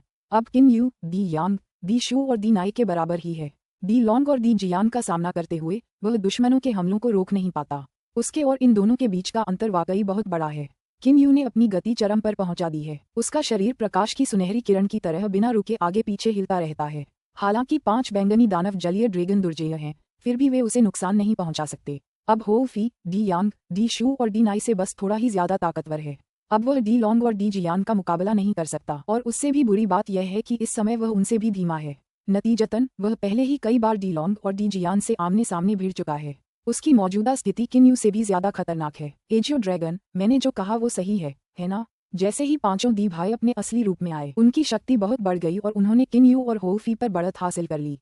लेकिन ये किन यू वाला वाकई तेज है, सामान्य से कुछ ज्यादा ही तेज। बूढ़ा सन की 3 आंखों वाला आश्चर्य से कहता है। एजियो ड्रैगन भी प्रशंसा करता है। अभी अभी मैं किन यू की गति देखकर दंग रह गया। किसने सोचा था कि वह अभी भी खुद को रोके हुए है। टुट टुट, उसकी वर्तमान गति के साथ शायद पानी के नीचे की जियुयाओ दुनिया में केवल तुम और मैं ही उसे पूरी तरह से वश में कर सकते हैं। जब किन यू अपनी 80% क्षमता का उपयोग कर रहा था, तब वह पहले से ही बहुत तेज था। अब जब वह अपनी 100% क्षमता का उपयोग कर रहा है, तो वह मूलतः असामान्य रूप से तेज है। डी लॉन्ग अपने असली रूप में भी तेज हैं। हालांकि अपनी अधिकतम गति का उपयोग करते हुए किन यू अभी भी डी लॉन्ग के असली रूप से लगभग 30 से 40% तेज है। युद्ध के मैदान में मौजूद 5 बैंगनी दानव जलीय ड्रैगन उसका कुछ भी नहीं बिगाड़ सकते। दुर्भाग्य से वह उनका भी कुछ नहीं बिगाड़ सकता। थरी आयड, अब तुम्हें क्या लगता है कि डी लॉन्ग और उसके भाई कब जीतेंगे? नीला ड्रैगन पूछता है। उसके और बूढ़े सन की थरी आयड के लिए ये लड़ाई एक मनोरंजक तमाशे जैसी है। उन्हें इसकी जरा भी चिंता नहीं है। बूढ़ा सन की 3 आंखों वाला कुछ देर सोचता है, फिर कहता है, दी भाइयों के लिए किन यू को मारना मुश्किल है, लेकिन शायद हो फी वाला ज्यादा देर तक नहीं टिक पाएगा। हालांकि वह एक दिव्य राक्षस है और उसमें अपार क्षमता है, फिर भी वह अभी युवानयन के अंतिम चरण तक ही पहुंचा है।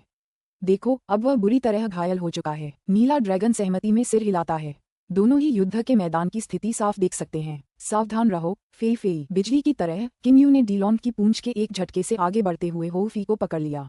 हालांकि इस हमले से बचते हुए एक विशाल ड्रैगन का पंजा आसमान से नीचे आता है और सीधे किन यू और हो फी के सिरों पर निशाना साधता है। किन यू बिना देर किए हो फी को दूर धकेल देता है। वह खुद भी पीछे की ओर उड़ जाता है, एक बार फिर अगले हमले से बचता है। जब ये पांचों बैंगनी दानव जलीय ड्रैगन अपने असली रूप में नहीं थे, तब भी फीफी को कुछ फायदे थे, लेकिन अब उसे कोई फायदा नहीं है। किन यू बहुत चिंतित है। इस समय वह अभी तक बेस्क मोड में क्यों नहीं आया है। उन्होंने एक बार हो फेई से बेस्क मोड में प्रवेश करने का आग्रह किया था, लेकिन हो फेई ने कोई जवाब नहीं दिया। फेई, तुम अभी भी अपनी शक्ति क्यों छिपा रही हो। किन यू पवित्र इंद्रिय संचार के माध्यम से गुस्से से फटकार लगाती है। हो फेई ने उस पर मुंह बनाते हुए कहा, बड़े भाई, इस उन्मत्त अवस्था से बाहर आने के बाद मेरे पूरे शरीर में बहुत दर्द होगा। ठीक है, ये 5 छोटे कीड़े पहले ही बहुत घमंडी हो गए हैं। हो फेई तुरंत हमले से बच निकलता है। गर्जना टिल्डा वह अपना चेहरा ऊपर की ओर घुमाता है और एक भयंकर दहाड़ता है, जिसकी आवाज किसी प्राचीन क्रूर जानवर जैसी होती है। तुरंत ही द्वीप के चारों ओर के एक बड़े क्षेत्र का पानी चीख उठता है। हो फेई पूरी तरह से समुद्र के पानी में डूब जाता है। उसके पूरे शरीर की मांसपेशियां फैलने लगती हैं और उसकी हड्डियां लंबी और मोटी होने लगती हैं। उसकी ऊंचाई भी बहुत तेजी से बढ़ती है। पहले एक सामान्य आदमी जितना लंबा, वह 5 मीटर लंबा हो जाता है, फिर 8 मीटर लंबा, फिर 10 मीटर लंबा, फिर 20 मीटर लंबा, फिर 30 मीटर लंबा। हर कोई स्तब्ध है। सिर्फ किन यू ही नहीं, 5 बैंगनी दानव जलीय ड्रैगन भी डर के मारे लड़ना बंद कर देते हैं। कुछ ही देर में हो फी का रूपांतरण रुक जाता है। अब उसकी प्रचंड आभा आश्चर्यजनक रूप से शक्तिशाली हो गई है और उसकी ऊंचाई लगभग 50 मीटर हो गई है। उसका पूरा शरीर 26-27 गुना बड़ा हो गया है। उसकी काली छड़ी भी लंबी और घनी हो गई है। इस समय उसके सिर के बाल समुद्र के पानी के रंग के हैं और उसके शरीर के चारों ओर पानी की विभिन्न धाराएं बह रही हैं, लेकिन उसकी आंखें लाल लाल हैं, मानो धधक रही हों। यह एक पौराणिक दिव्य जानवर है, एक अग्नि आंखों वाला जलीय बंदर। अंततः हो फी ने बेस्क मोड में प्रवेश कर लिया है।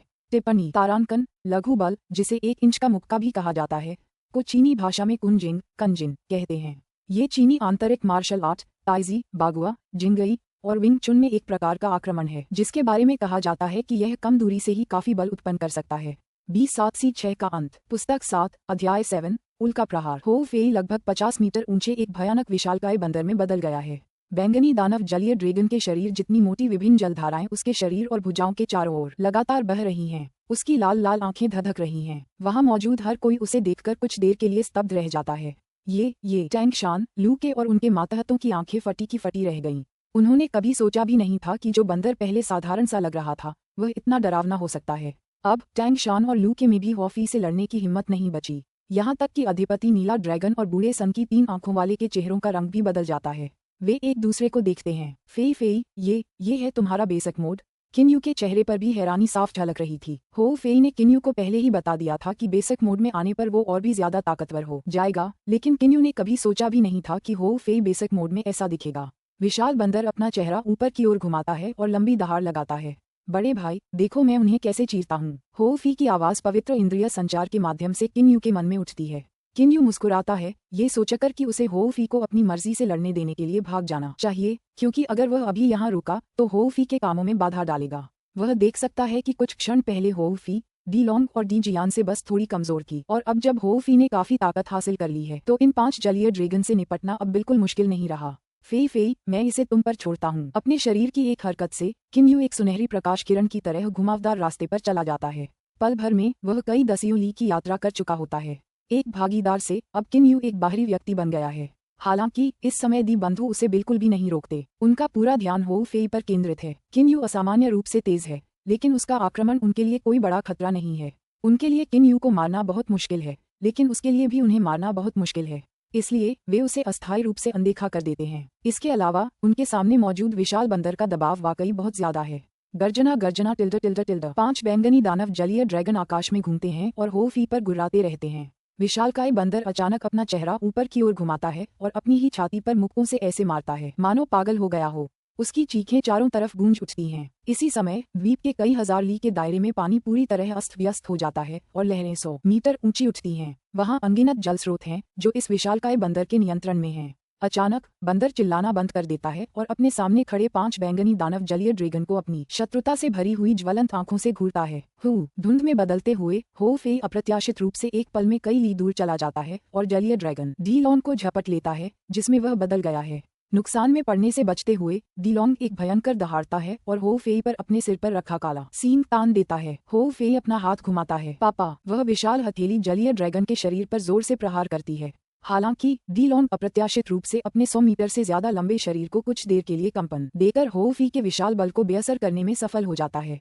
इसके साथ ही उसका काला एकल सींग होव फी के बाएं हाथ पर वार करता है। मरना! विशाल बंदर अचानक चिल्लाता है। उसकी आवाज जोरदार और गहरी है। उसके दाहिने हाथ में पकड़ी विशाल काली छड़ी तुरंत डी लॉन्ग की ओर झुक जाती है। उस विशाल शरीर के हिलने से डी लॉन्ग तुरंत आकाश में उड़ जाता है। जब डी लॉन्ग अपना शरीर ऊपर उठाता है तो वह होव फी से भी कहीं ज्यादा लंबा दिखाई देता है। होव फी की काली छड़ी का सामना करते हुए डी लॉन्ग के सिर पर काला एकल सींग अप्रत्याशित रूप से लंबा हो जाता है और छड़ी की ओर बढ़ता है। टकराना! काली छड़ी और काला एकल सींग एक दूसरे से टकराते हैं। डी लॉन्ग के शरीर को एक झटका लगता है और वह कई 10 ली ऊपर उड़ जाता है। फिर वह अपने शरीर को घुमाकर फिर से आकाश में उड़ जाता है। होव फी भी लगातार कुछ कदम पीछे हटता है। हालांकि वह लहरों पर चलता है, फिर भी जरा भी नहीं डूबता। हाँ, तुम सच में बहुत कमजोर हो, छोटे कीड़े, बहुत कमजोर। वह एक विशालकाय बंदर बन गया है, लेकिन उसका दिमाग वैसा ही है, बस उसकी आवाज ज्यादा तेज हो गई है। कुछ देर पहले दोनों के बीच आमने सामने की टक्कर के बाद होव फी को प्रतिद्वंद्वी की आक्रामक ताकत को बेअसर करने के लिए बस कुछ कदम पीछे हटना पड़ा और उसे कोई नुकसान नहीं हुआ, जबकि डी लॉन्ग कई दसियों ली दूर जा गिरा और जाहिर है उसे कुछ चोटें भी आईं। दोनों में से कौन मजबूत है और कौन कमजोर, इसका फैसला तुरंत हो गया। भाइयों, एक साथ आगे बढ़ो। डी लॉन्ग गुप्त तकनीक वेंट्रिलोक्विज्म का प्रयोग करता है। उसकी आवाज आसमान में गूंजती है। बिना देर किए 5 बैंगनी दानव जलीय ड्रैगन अलग अलग दिशाओं से गुर्राते हुए होव फी पर हमला करते हैं। होव फी के चेहरे पर तुरंत गंभीरता आ जाती है। वह अपने हाथों में पकड़ी काली छड़ी को कभी भी बाहर निकालने के लिए तैयार रहता है।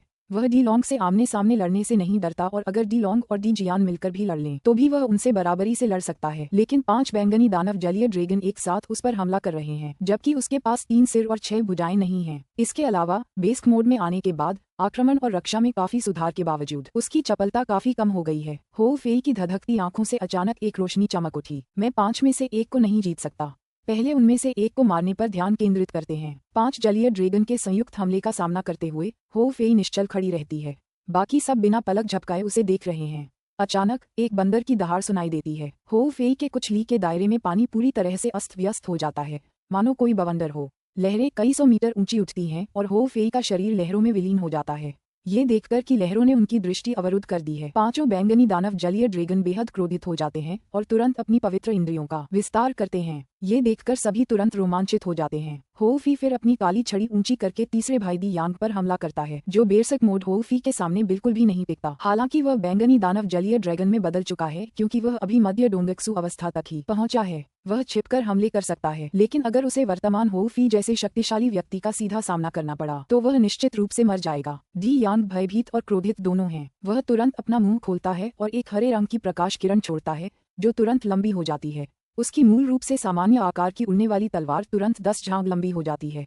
होव फी की काली छड़ी की लंबाई उसकी ऊंचाई के बराबर है। दोनों हथियार आपस में टकराते हैं, जिससे धातु जैसी आवाज आती है। हाँ, होव फी गुस्से से चिल्लाती है। वह उड़ती हुई तलवार एक तरफ टूट जाती है और काली छड़ी नीचे गिरती रहती है। बाकी दी भाइयों के पास मदद के लिए बिल्कुल समय नहीं है।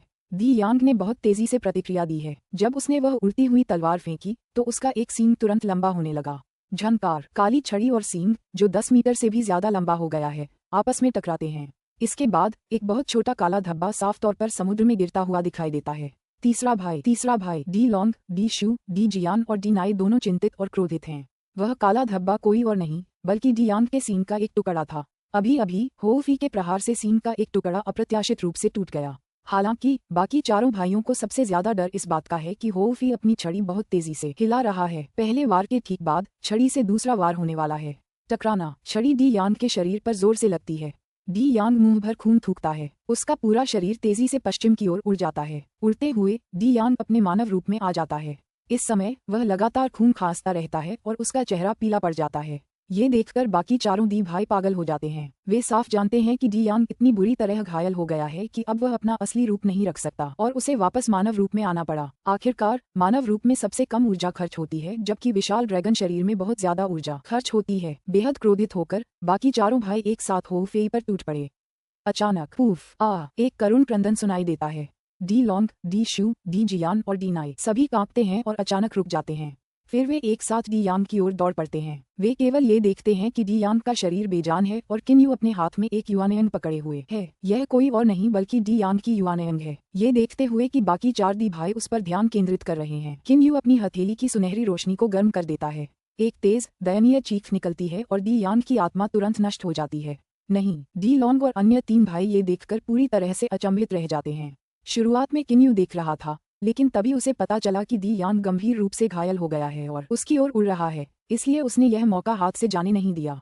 अपनी गति पर भरोसा करते हुए उसने बुरी तरह घायल दी यान की युवानयन को एक ही झटके में पकड़ लिया और बिना किसी हिचकिचाहट के दी यान की आत्मा को चकनाचूर कर दिया। दी लॉन्ग, मैंने रक्त लाल गुफा से 9 दानवों के भवन तक 3 महापुरुषों का पीछा करते हुए लगभग 1 साल बिताया। रास्ते में मैंने न तो भागने की कोशिश की और न ही कोई शिकायत की। 9 दानवों के भवन में पहुंचने के बाद मैंने तुम्हारे हर सवाल का जवाब दिया, लेकिन तुमने मेरे साथ कैसा व्यवहार किया? तुम बस उस आतंक जेलीफिश को मुझे खाने देना चाहते थे और यह भी बकवास किया कि मैं तुम्हारे हाथों मारा जाना सम्मान की बात समझूं। अब मैं तुम्हें ये सजा वापस देता हूँ। तुम्हारे तीसरे भाई को मेरे हाथों मारा जाना सम्मान की बात समझनी चाहिए। 3 आंखों वाला। जब नीला ड्रैगन देखता है कि होउ फी एक विशाल बंदर में बदलना शुरू कर रही है तो उसका चेहरा गंभीर हो जाता है। एजियो ड्रैगन, तुम चिंतित हो या डरे हुए हो, है ना? ओल्ड फ्रीक थरी-आइड के हरे बाल लगातार लहरा रहे हैं। ओल्ड फ्रीक थरी-आइड को जानने वाला कोई भी व्यक्ति जानता है कि जब उसके बाल लहराते हैं तो यह इस बात का संकेत होता है कि वह किसी को मारना चाहता है। एजियो ड्रैगन मुस्कुराता है। अच्छा, है ना? बूढ़ा सनकी 3 आंखों वाला सिर हिलाकर कहता है। हाँ, मैं हूँ। मैं पानी के नीचे की जीवयाओं दुनिया में हमारे अलावा ज्यादा से ज्यादा एक दिव्य जानवर के प्रकट होने को बर्दाश्त कर सकता हूँ। अगर होउ फेई कोई साधारण दिव्य जानवर होता तो मुझे कोई खास आपत्ति नहीं होती, लेकिन वह अप्रत्याशित रूप से रूपांतरित होकर इतना शक्तिशाली हो सकता है कि मेरी तीसरी आंख को टक्कर दे सके। नीला ड्रैगन सिर हिलाता है और कहता है, हाँ, दिव्य जानवरों में अंतर होता है। 3 आंखों वाले, तुम अभी डोंगेक्सु के अंतिम चरण में हो, जबकि मैं पहले से ही कोंगमिंग के शुरुआती चरण में हूँ। मैं तुमसे एक स्तर ऊपर हूँ, लेकिन अगर हम सचमुच एक दूसरे से लड़ेंगे तो मैं तुम्हें बहुत कम अंतर से हरा पाऊंगा, और अगर हम मरते दम तक लड़ेंगे तो शायद हम दोनों ही मर जाएंगे। यह अच्छी बात है कि तुम्हें ये पता है। बूढ़ा सनकी 3 आंखों वाला कुछ घमंडी सा लग रहा है। जहाँ तक मुझे पता है, मैं इतिहास का अकेला 3 नीली आंखों वाला मेढक हूँ। मेरे बराबर शक्ति स्तर का कौन सा दिव्य पशु मेरी बराबरी कर सकता है? हालांकि अगर यह होउ फी मेरे बराबर का होता तो वह मुझसे कमजोर तो नहीं होता। तो 3 आंखों वाले, तुम अभी तक कार्रवाई में क्यों नहीं लगे? नीला ड्रैगन मुस्कुराते हुए कहता है। बूढ़ा सनकी 3 आंखों वाला नीला ड्रैगन को देखता है और पवित्र इंद्रिय संचार के माध्यम से कहता है, कार्रवाई शुरू कर रहे हो? मैं क्यों करूं? क्या तुम विदेशी ज़ियुज़ेन दुनिया के नंबर 1 विशेषज्ञ नहीं हो? तुम मेरे अस्तित्व से पहले ही बहुत नाखुश हो। क्या तुम होउ फी की उपस्थिति बर्दाश्त कर सकते हो? एजियो ड्रैगन और ओल्ड फ्रीक थरी-आइड दोनों ही किसी अन्य के द्वारा आगे निकलने के लिए तैयार नहीं हैं। अगर होउ फी कोई साधारण दिव्य पशु होता तो वे उसकी बिल्कुल भी परवाह नहीं करते। आखिरकार वे भी दिव्य पशु हैं और होउ फी से कहीं ज्यादा शक्तिशाली हैं। हालांकि होउ फी दिव्य पशु की एक अत्यंत दुर्लभ, असामान्य प्रजाति से संबंधित है, इसलिए यह एक अलग कहानी है। नीला ड्रैगन झुंझलाहट में कहता है, अगर तुम मुझे अकेले काम करने और इसके उलट मुझे अकेले काम करने के लिए कहते रहोगे तो इसका कोई अंत नहीं होगा। कैसा रहेगा? हम दोनों होउ फी को बांध देंगे ताकि वह हिल न सके और फिर उन बैंगनी दानव जैसे छोटे कीड़ों से उसे मार डालेंगे। बूढ़ा सनकी 3 आंखों वाला भौहें चढ़ाता है। उन छोटे कीड़ों को एक दिव्य जानवर को मारने दो, और यहाँ तक कि एक असामान्य दिव्य जानवर को भी। 3 नीली आंखों वाला टोड कोई साधारण दिव्य प्राणी नहीं है। उसकी नजर में बैंगनी दानव जलीय ड्रैगन भी उल्लेखनीय नहीं है। यहाँ तक कि नीला ड्रैगन, जो उससे एक शक्ति स्तर ऊपर है, उससे बस थोड़ा ही ज्यादा शक्तिशाली है। नीले ड्रैगन की तुलना में 3 नीली आंखों वाला टोड स्वाभाविक रूप से कुछ ज्यादा ही शानदार है।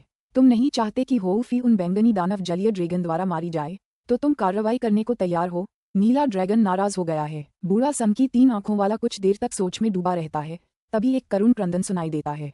वे दोनों अभी भी आपस में बात कर रहे हैं, लेकिन किन्यू पहले ही दी यान को मार चुका है। बूढ़ा सनकी 3 आंखों वाला आखिरकार सिर हिलाकर कहता है, ठीक है, मैं उसके हाथ बांध दूंगा और तुम उसके पैर बांध देना। एजियो ड्रैगन तुरंत मुस्कुराता है। किन्यू। बाकी बचे 4 दी भाई एक साथ गुस्से से दहाड़ते हैं और फिर किन्यू पर हमला करते हैं। उसने दी यांग को मार डाला था, इसलिए स्वाभाविक रूप से वे दी यांग की मौत का बदला लेने के लिए उसे मारना चाहते हैं। किन्यू तुरंत उत्तर पश्चिम दिशा में एक सुनहरी किरण की तरह उड़ता है। जैसे ही किन्यू होउ फी के थोड़ा और करीब पहुंचता है, होउ फी देखता है कि दी भाई किन्यू को घेरकर उस पर हमला कर रहे हैं और वह तुरंत गुस्से से भर जाता है। फिर वह अपनी काली छड़ी लहराता है और उन पर हमला करने के लिए तत्पर होता है। अकस्मात नीला ड्रैगन, बूढ़ा सनकी 3 आंखों वाला जोर से पुकारता है और अपने हाथ आगे बढ़ाता है। प्रकाश की 2 हरी किरणें तेजी से निकलती हैं। होउ फी को बचने का कोई मौका न देते हुए वे होउ फी के हाथ बांध देते हैं। इसके बाद बूढ़ा सनकी 3 आंखों वाला अपने हाथ पीछे खींच लेता है।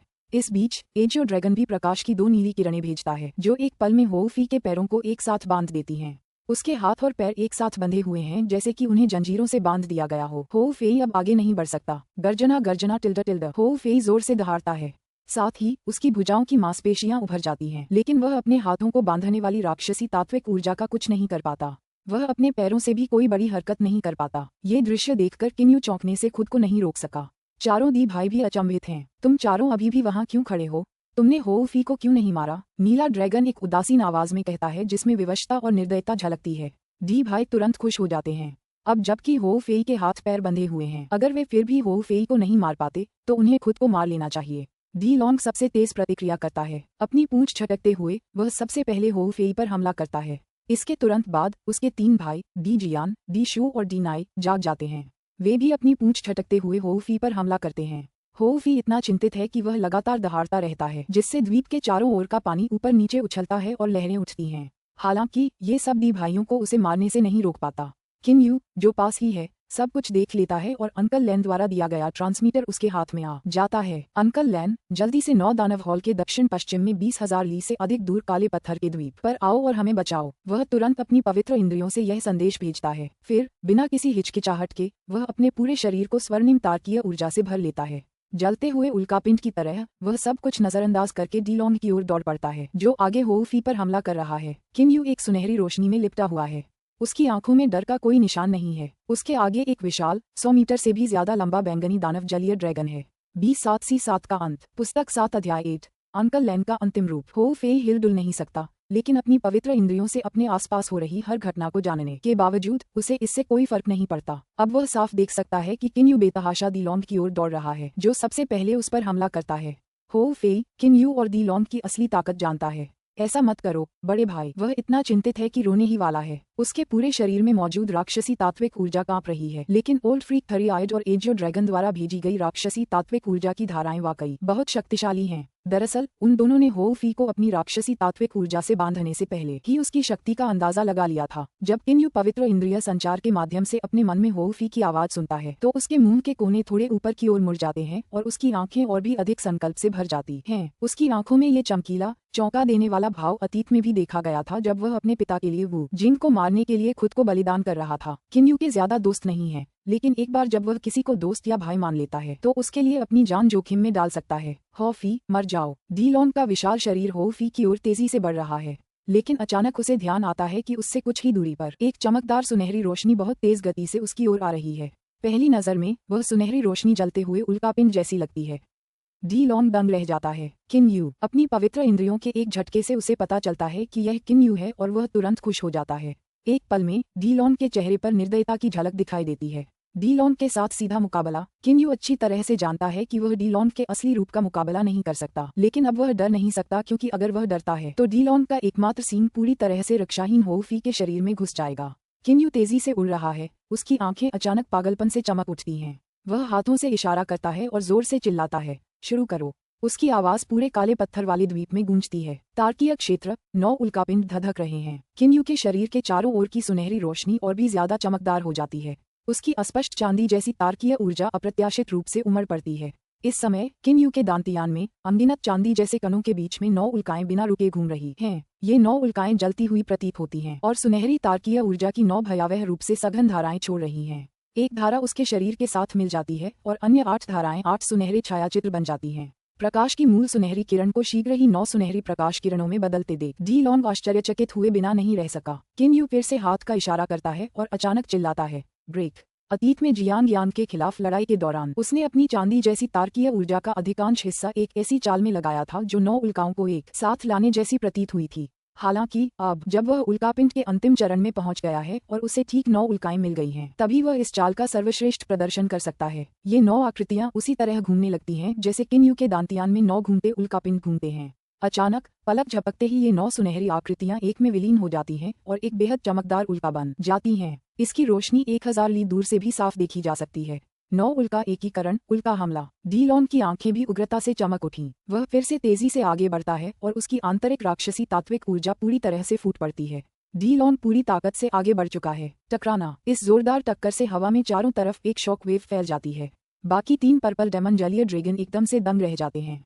वे बस देखते हैं कि एक पल में ही डी लॉन्ग वापस अपने इंसानी रूप में आ जाता है और उसके मुंह से निकल रहे खून से उसका पूरा शरीर लाल हो जाता है। किन्यू भी शक्तिहीन होकर आसमान से नीचे गिर पड़ता है। उसका चेहरा बुरी तरह पीला पड़ गया है और उसका पूरा शरीर खून से लाल हो गया है।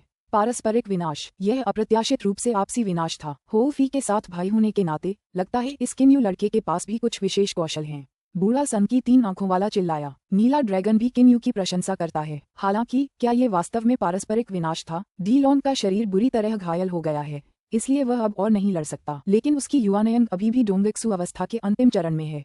इसके विपरीत किन्यू की शारीरिक चोटें बहुत गंभीर नहीं हैं, लेकिन उसके शरीर के सबसे महत्वपूर्ण ऊर्जा केंद्रक 9 उल्कापिंड जलकर नष्ट हो गए हैं, इसलिए उसकी शक्ति में भारी कमी आई है। जोरदार टक्कर की वजह से उसकी मांसपेशियां फट गई हैं और उसके अंदरूनी अंग भी क्षतिग्रस्त हो गए हैं। उल्कापिंड के फटने से निकली विभिन्न निर्मल धाराएं उसके शरीर के घायल हिस्सों को साफ पानी की बूंदों की तरह धंक रही हैं, जिससे उसे बहुत सुकून मिल रहा है। कोशिश करके किन्यू अपने शरीर को नियंत्रित करता है और अपनी उड़ती हुई तलवार पर सवार होकर आकाश में उड़ता है। डीशू तुरंत अपने मानव रूप में आ जाता है और बुरी तरह घायल डी लॉन को थाम लेता है। हालांकि डी लॉन गंभीर भाव से किन्यू और हो फी को देखता है और आदेश देता है, पहले हो फी को मारो, फिर किन्यू को। अब हो फी असहाय है जबकि किन्यू गंभीर रूप से घायल है। हाँ बड़े भाई डी नाए और डी जियान अभी भी बैंगनी दानव जलीय ड्रैगन रूप में हैं। उनके पेट से गहरी भारी आवाजें उठती हैं। इसके बाद वे दोनों हो फी की ओर तेजी से दौड़ पड़ते हैं। किन्यू, जो बुरी तरह घायल हो गया है, तुरंत बहुत चिंतित हो जाता है। वह बेतहाशा जलती हुई तलवार को उनकी ओर उड़ाता है। हालांकि अब वह गंभीर रूप से घायल हो गया है, इसलिए उसकी उड़ान की गति बहुत धीमी है। आप अभी तक क्यों नहीं आए, अंकल लैन? ये देखकर कि वह उन्हें रोक नहीं सकता, किन्यू अधीर हो जाता है।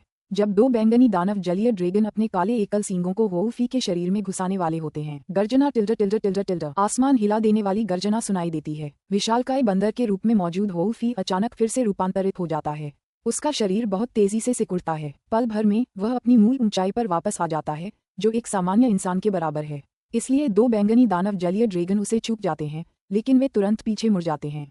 हो फी, संघर्ष करने की कोई जरूरत नहीं है। चाहे तुम रूपांतरित हो या नहीं, तुम उन बंधनों से बच नहीं पाओगे जो मैंने और 3 आंखों ने तुम पर लगाए हैं। एजियो ड्रैगन की आंखों में तिरस्कार का भाव है। हालांकि उसके चेहरे का रंग अचानक बदल जाता है, जैसे कि बूढ़े सम की 3 आंखों वाले के चेहरे का। पीछे मुड़ने के बाद 2 बैंगनी दानव जलीय ड्रैगन फिर से हो फी पर हमला करते हैं। पापा, अपने हाथ पैर हिलाते हुए हो फी अप्रत्याशित रूप से एजियो ड्रैगन और ओल्ड फ्रीक थरियाइड की बेड़ियों से आजाद हो जाता है। फिर वह बिजली की तरह अपने शरीर को हिलाता है और अचानक अपने हाथों से घूंसे मारता है। डी नाए तुरंत उड़ जाता है और फिर अपने मानव रूप में वापस आ जाता है। उसका खून हवा में बिखर जाता है। हो फी की छोटी सी मुक्का डी जियान के शरीर पर लगती है। डी जियान भी कई 100 मीटर पीछे की ओर उड़ जाता है। हालांकि डी नाए से ज्यादा ताकतवर होने के कारण वह अभी भी अपने असली रूप में है। फेई फी, किन्यू की आंखें बाहर निकल आईं। ये कैसे संभव है? डी लॉन्ग, डी जियान, डी शू और डी नाए की आंखें आश्चर्य से फैल जाती हैं। नीला ड्रैगन और बूढ़ा सन की 3 आंखों वाला, जिन्होंने पहले ही भांप लिया था कि कुछ गड़बड़ है, अब भी हो फी को ऐसे देख रहे हैं जैसे किसी राक्षस को देख रहे हों। टैंग शान, लू के और बाकी लोग भी उसे अचंभित होकर देख रहे हैं। हालांकि इस समय हो फेई की लंबाई एक सामान्य आदमी जितनी ही है, लेकिन वह पहले से बिल्कुल अलग दिखता है। उसके बाल चांदी जैसे हैं, उसकी आंखें सुनहरी हैं और उसका मुंह बैंगनी है। जब वह अभी अभी बेस्क मोड में आया था, उसकी तुलना में हो फी और भी अधिक भयावह एहसास दे रहा है। फिर से रूपांतरित नीला ड्रैगन अविश्वास में है। दिव्य जानवर अपने मूल रूप में पहले से ही बहुत भयानक होते हैं, लेकिन जो रूपांतरित होने में सक्षम हैं, वे अपनी भयानकता को एक स्तर तक बढ़ा भी सकते हैं। उदाहरण के लिए ओल्ड फ्रीक थरियाइड की तीसरी आंख उसके आक्रमण को एक स्तर तक बेहतर बनाने के लिए पर्याप्त है। हालांकि हो फी अप्रत्याशित रूप से बेस्क मोड में प्रवेश करने के बाद फिर से रूपांतरित हो सकती है। जो कोई भी मेरे बड़े भाई को चोट पहुंचाएगा, वह मर जाएगा। वह डी लॉन को भावशून्य दृष्टि से देखता है। अपने शरीर को हिलाते हुए वह डी लॉन के चेहरे के पास पहुंच जाता है। उसकी गति इतनी तेज है कि वह किन्यू की अधिकतम गति को भी पार कर जाती है। हालांकि हो फी का शरीर छोटा हो गया है, फिर भी वह इस समय बेहद खतरनाक है। जब वह विशाल वानर रूप में था, उसकी तुलना में वह वर्तमान में अधिक शक्तिशाली है तथा एक स्तर अधिक तेज भी है। डी लॉन के पास खड़े डी शू को बस इतना ही समय मिलता है कि वह तुरंत अपने असली रूप में आ जाए। उसी समय वह अपनी लंबी छड़ी हो फी की ओर घुमाता है। हो फी अपना हाथ हिलाती है। काली छड़ी अचानक प्रकट होती है और सीधे डी शू की लंबी छड़ी पर गिरती है। टकराना। छड़ी के एक प्रहार से बैंगनी दानव जलीय ड्रैगन डी शू, जिसमें रूपांतरित हो गया था, उड़ जाता है और उसे वापस मानव रूप में आने के लिए मजबूर होना पड़ता है। कुछ ही देर में 4 डी भाइयों में से 3, डी लॉन्ग, डी शू और डी नाए, अपनी सारी लड़ने की क्षमता खो चुके हैं। केवल डी जियान में ही लड़ने की थोड़ी शक्ति बची है। हो फी ने डी लॉन्ग की तरफ देखा, जो अचानक डर गया, लेकिन हो फी ने बेरहमी से अपनी छड़ी नीचे कर दी। वह फिर से उन्मत्त हो गया क्योंकि उसने किन्यू को डी लॉन्ग से लड़ते हुए अपनी जान जोखिम में डालते देखा था। मरो, हो फी। हालांकि हो फी की काली छड़ी नीचे नहीं जा पाती क्योंकि राक्षसी तात्विक ऊर्जा की एक धारा उसे पूरी तरह से रोक लेती है। इसके बाद एक पंजे जैसा आकार हवा को चीरता हुआ उस पर टूट पड़ता है। हो फेई काली छड़ी को अपने शरीर से जोड़ लेता है और कलाबाजी करके तुरंत कई दसियों ली दूर भाग जाता है। नीला ड्रैगन एजियो ड्रैगन को देखकर उसकी भौहें तन जाती हैं। अभी अभी तो उसे रोकने वाला कोई और नहीं बल्कि एजियो ड्रैगन ही था। काफी ज्यादा ताकतवर होने के बावजूद वह एजियो ड्रैगन का मुकाबला नहीं कर सकता। आखिरकार एजियो ड्रैगन एक प्रारंभिक कोंगमिंग अवस्था का दिव्य राक्षस है। हो फी तो बस युवानयन के अंतिम चरण का एक दिव्य राक्षस है। हालांकि वह 2 बार रूपांतरित हो चुका है, फिर भी दोनों के बीच शक्ति का एक बड़ा अंतर है। अगर वह डोंगबेक्सु के अंतिम चरण में होता तो वह निश्चित रूप से एजियो ड्रैगन को हरा सकता था, लेकिन वह अभी युवानयन के अंतिम चरण तक ही पहुंचा है। 3 आंखों वाले, शायद तुम भी कल्पना नहीं कर सकते कि यह हो फी किस तरह का दिव्य जानवर है ना? क्या तुम ऐसे खतरे को नजरअंदाज करोगे? नीला ड्रैगन मुस्कुराते हुए 3 आंखों वाले से कहता है, बिल्कुल नहीं। चूंकि बूढ़ा सन की 3 आंखों वाला एक भ्रम तकनीक का इस्तेमाल कर रहा है, इसलिए वह हरे कपड़े पहने एक लड़के जैसा दिखता है। इसी समय उसकी भौहों के बीच का मध्य भाग अचानक फट जाता है, जिससे एक सीधी आंख दिखाई देती है। इस आंख से प्रकाश की एक गहरी हरी किरण सीधे हो फी पर पड़ती है। ओल्ड फ्रीक थरीआइड ने शुरू से ही क्रूर चाल का इस्तेमाल किया है। टकराना। हो फे अपनी छड़ी लहराकर वार करता है। गहरे हरे रंग की रोशनी काली छड़ी से टकराती है। हो फे पीछे की ओर उड़ जाता है, लेकिन छड़ी बरकरार रहती है। ये काली छड़ी किस तरह का पवित्र हथियार है? बूढ़ा सन की 3 आंखों वाला हैरान है। एक उच्च स्तरीय पवित्र हथियार की शक्ति उपयोगकर्ता की शक्ति के अनुसार बदलती रहती है, जबकि ओल्ड फ्रीक थरीआइड का यह महत्वपूर्ण हमला बेहद शक्तिशाली है। उसके विचार से हो फी की शक्ति को देखते हुए अगर काली छड़ी एक उच्च स्तरीय पवित्र हथियार भी होती तो उसे कम से कम कुछ नुकसान तो होता, लेकिन उसे कोई नुकसान नहीं हुआ। ये कैसा पवित्र हथियार है? ये तुम्हारे दादाजी का स्टोव पोकर है, जो खास तौर पर तुम जैसे टोडों को कुचलने के लिए इस्तेमाल किया जाता था। हो फेई जोर से दहाड़ती है। इस मोड़ पर उसे अब चातुर्य और कूटनीति की कोई परवाह नहीं रही। जब कोई उसे मारना चाहता है तो क्या उसे मारे जाने के लिए स्थिर खड़ा रहना होगा? एक पल में तेजी से आगे बढ़ते हुए वह तुरंत ओल्ड फ्रीक थरीआइड के पास पहुंचता है और अपनी छड़ी नीचे कर देता है। झनकार। काली छड़ी और बूढ़े सन की 3 आंखों वाले के चमकदार दाहिने हाथ में टकराव होता है, लेकिन एक धातु जैसी आवाज सुनाई देती है। क्या तुम अभी भी रोके हुए हो? 3 आंखों वाले नीला ड्रैगन जोर से दहाड़ता है।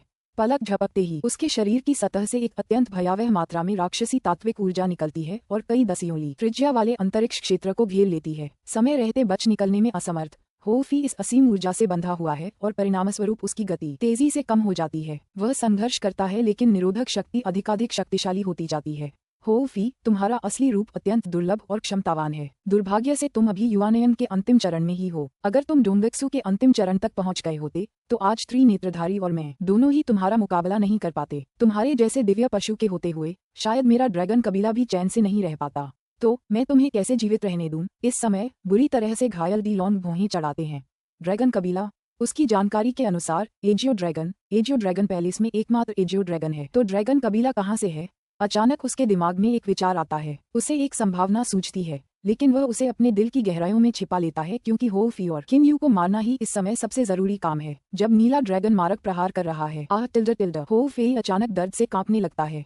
उसके बाद उसका शरीर धीरे धीरे बदलने लगता है। चांदी जैसे बालों और सुनहरी आंखों से वह अपने मूल रूप में वापस आ जाता है, जो एक सामान्य बंदर जैसा दिखता है। अब वह पूरी तरह से शक्तिहीन है, मानो किसी गंभीर बीमारी से पीड़ित हो। हाँ, ऐसा लगता है कि आपका परिवर्तन नकारात्मक प्रभावों से मुक्त नहीं है। नीला ड्रैगन जोर से हंसता है। हो फेई चिंतित और क्रोधित दोनों है। उसकी वंशानुगत स्मृतियों के अनुसार बेस्क मोड के इस्तेमाल के बाद उसके शरीर की हड्डियां और मांसपेशियां दर्द करेंगी, लेकिन इसका कोई दुष्प्रभाव या समय सीमा नहीं है। हालांकि सिद्धांत रूप में इसका दूसरा रूपांतरण हो फेई अपने वर्तमान स्तर पर नहीं कर सकता। वह अत्यधिक चिंतित और अत्यधिक क्रोधित था, इसलिए उसने 2 बार सफलतापूर्वक अपना रूप बदला, लेकिन वह उस रूप में ज्यादा देर तक नहीं रह सका। और उससे भी बुरी बात यह है कि अब उसमें हाथ उठाने की भी ताकत नहीं बची है। ये बंदर कुछ देर पहले बहुत घमंडी था, पर अब इसके पास कोई शक्ति नहीं रही और यह आसानी से शिकार बन गया है। बूढ़ा सन की 3 आंखों वाला हंसते हुए कहता है, फिलहाल उसे जरा भी चिंता नहीं है। शक्ति के बिना एक दिव्य पशु खटमल से अलग नहीं है। वह एजियो ड्रैगन की ओर एक नजर डालता है। एजियो ड्रैगन, तुमने उसे क्यों नहीं मारा? मैं तुम्हें यह मौका देता हूँ। 3 आंखों वाला, ये बंदर एक अत्यंत दुर्लभ दिव्य प्राणी है, तो तुम इसे क्यों नहीं मार देते? नीला ड्रैगन बहुत उदार दिखाई देता है। अब वह और बूढ़ा सन की 3 आंखों वाला पूरी तरह से निश्चिंत हैं।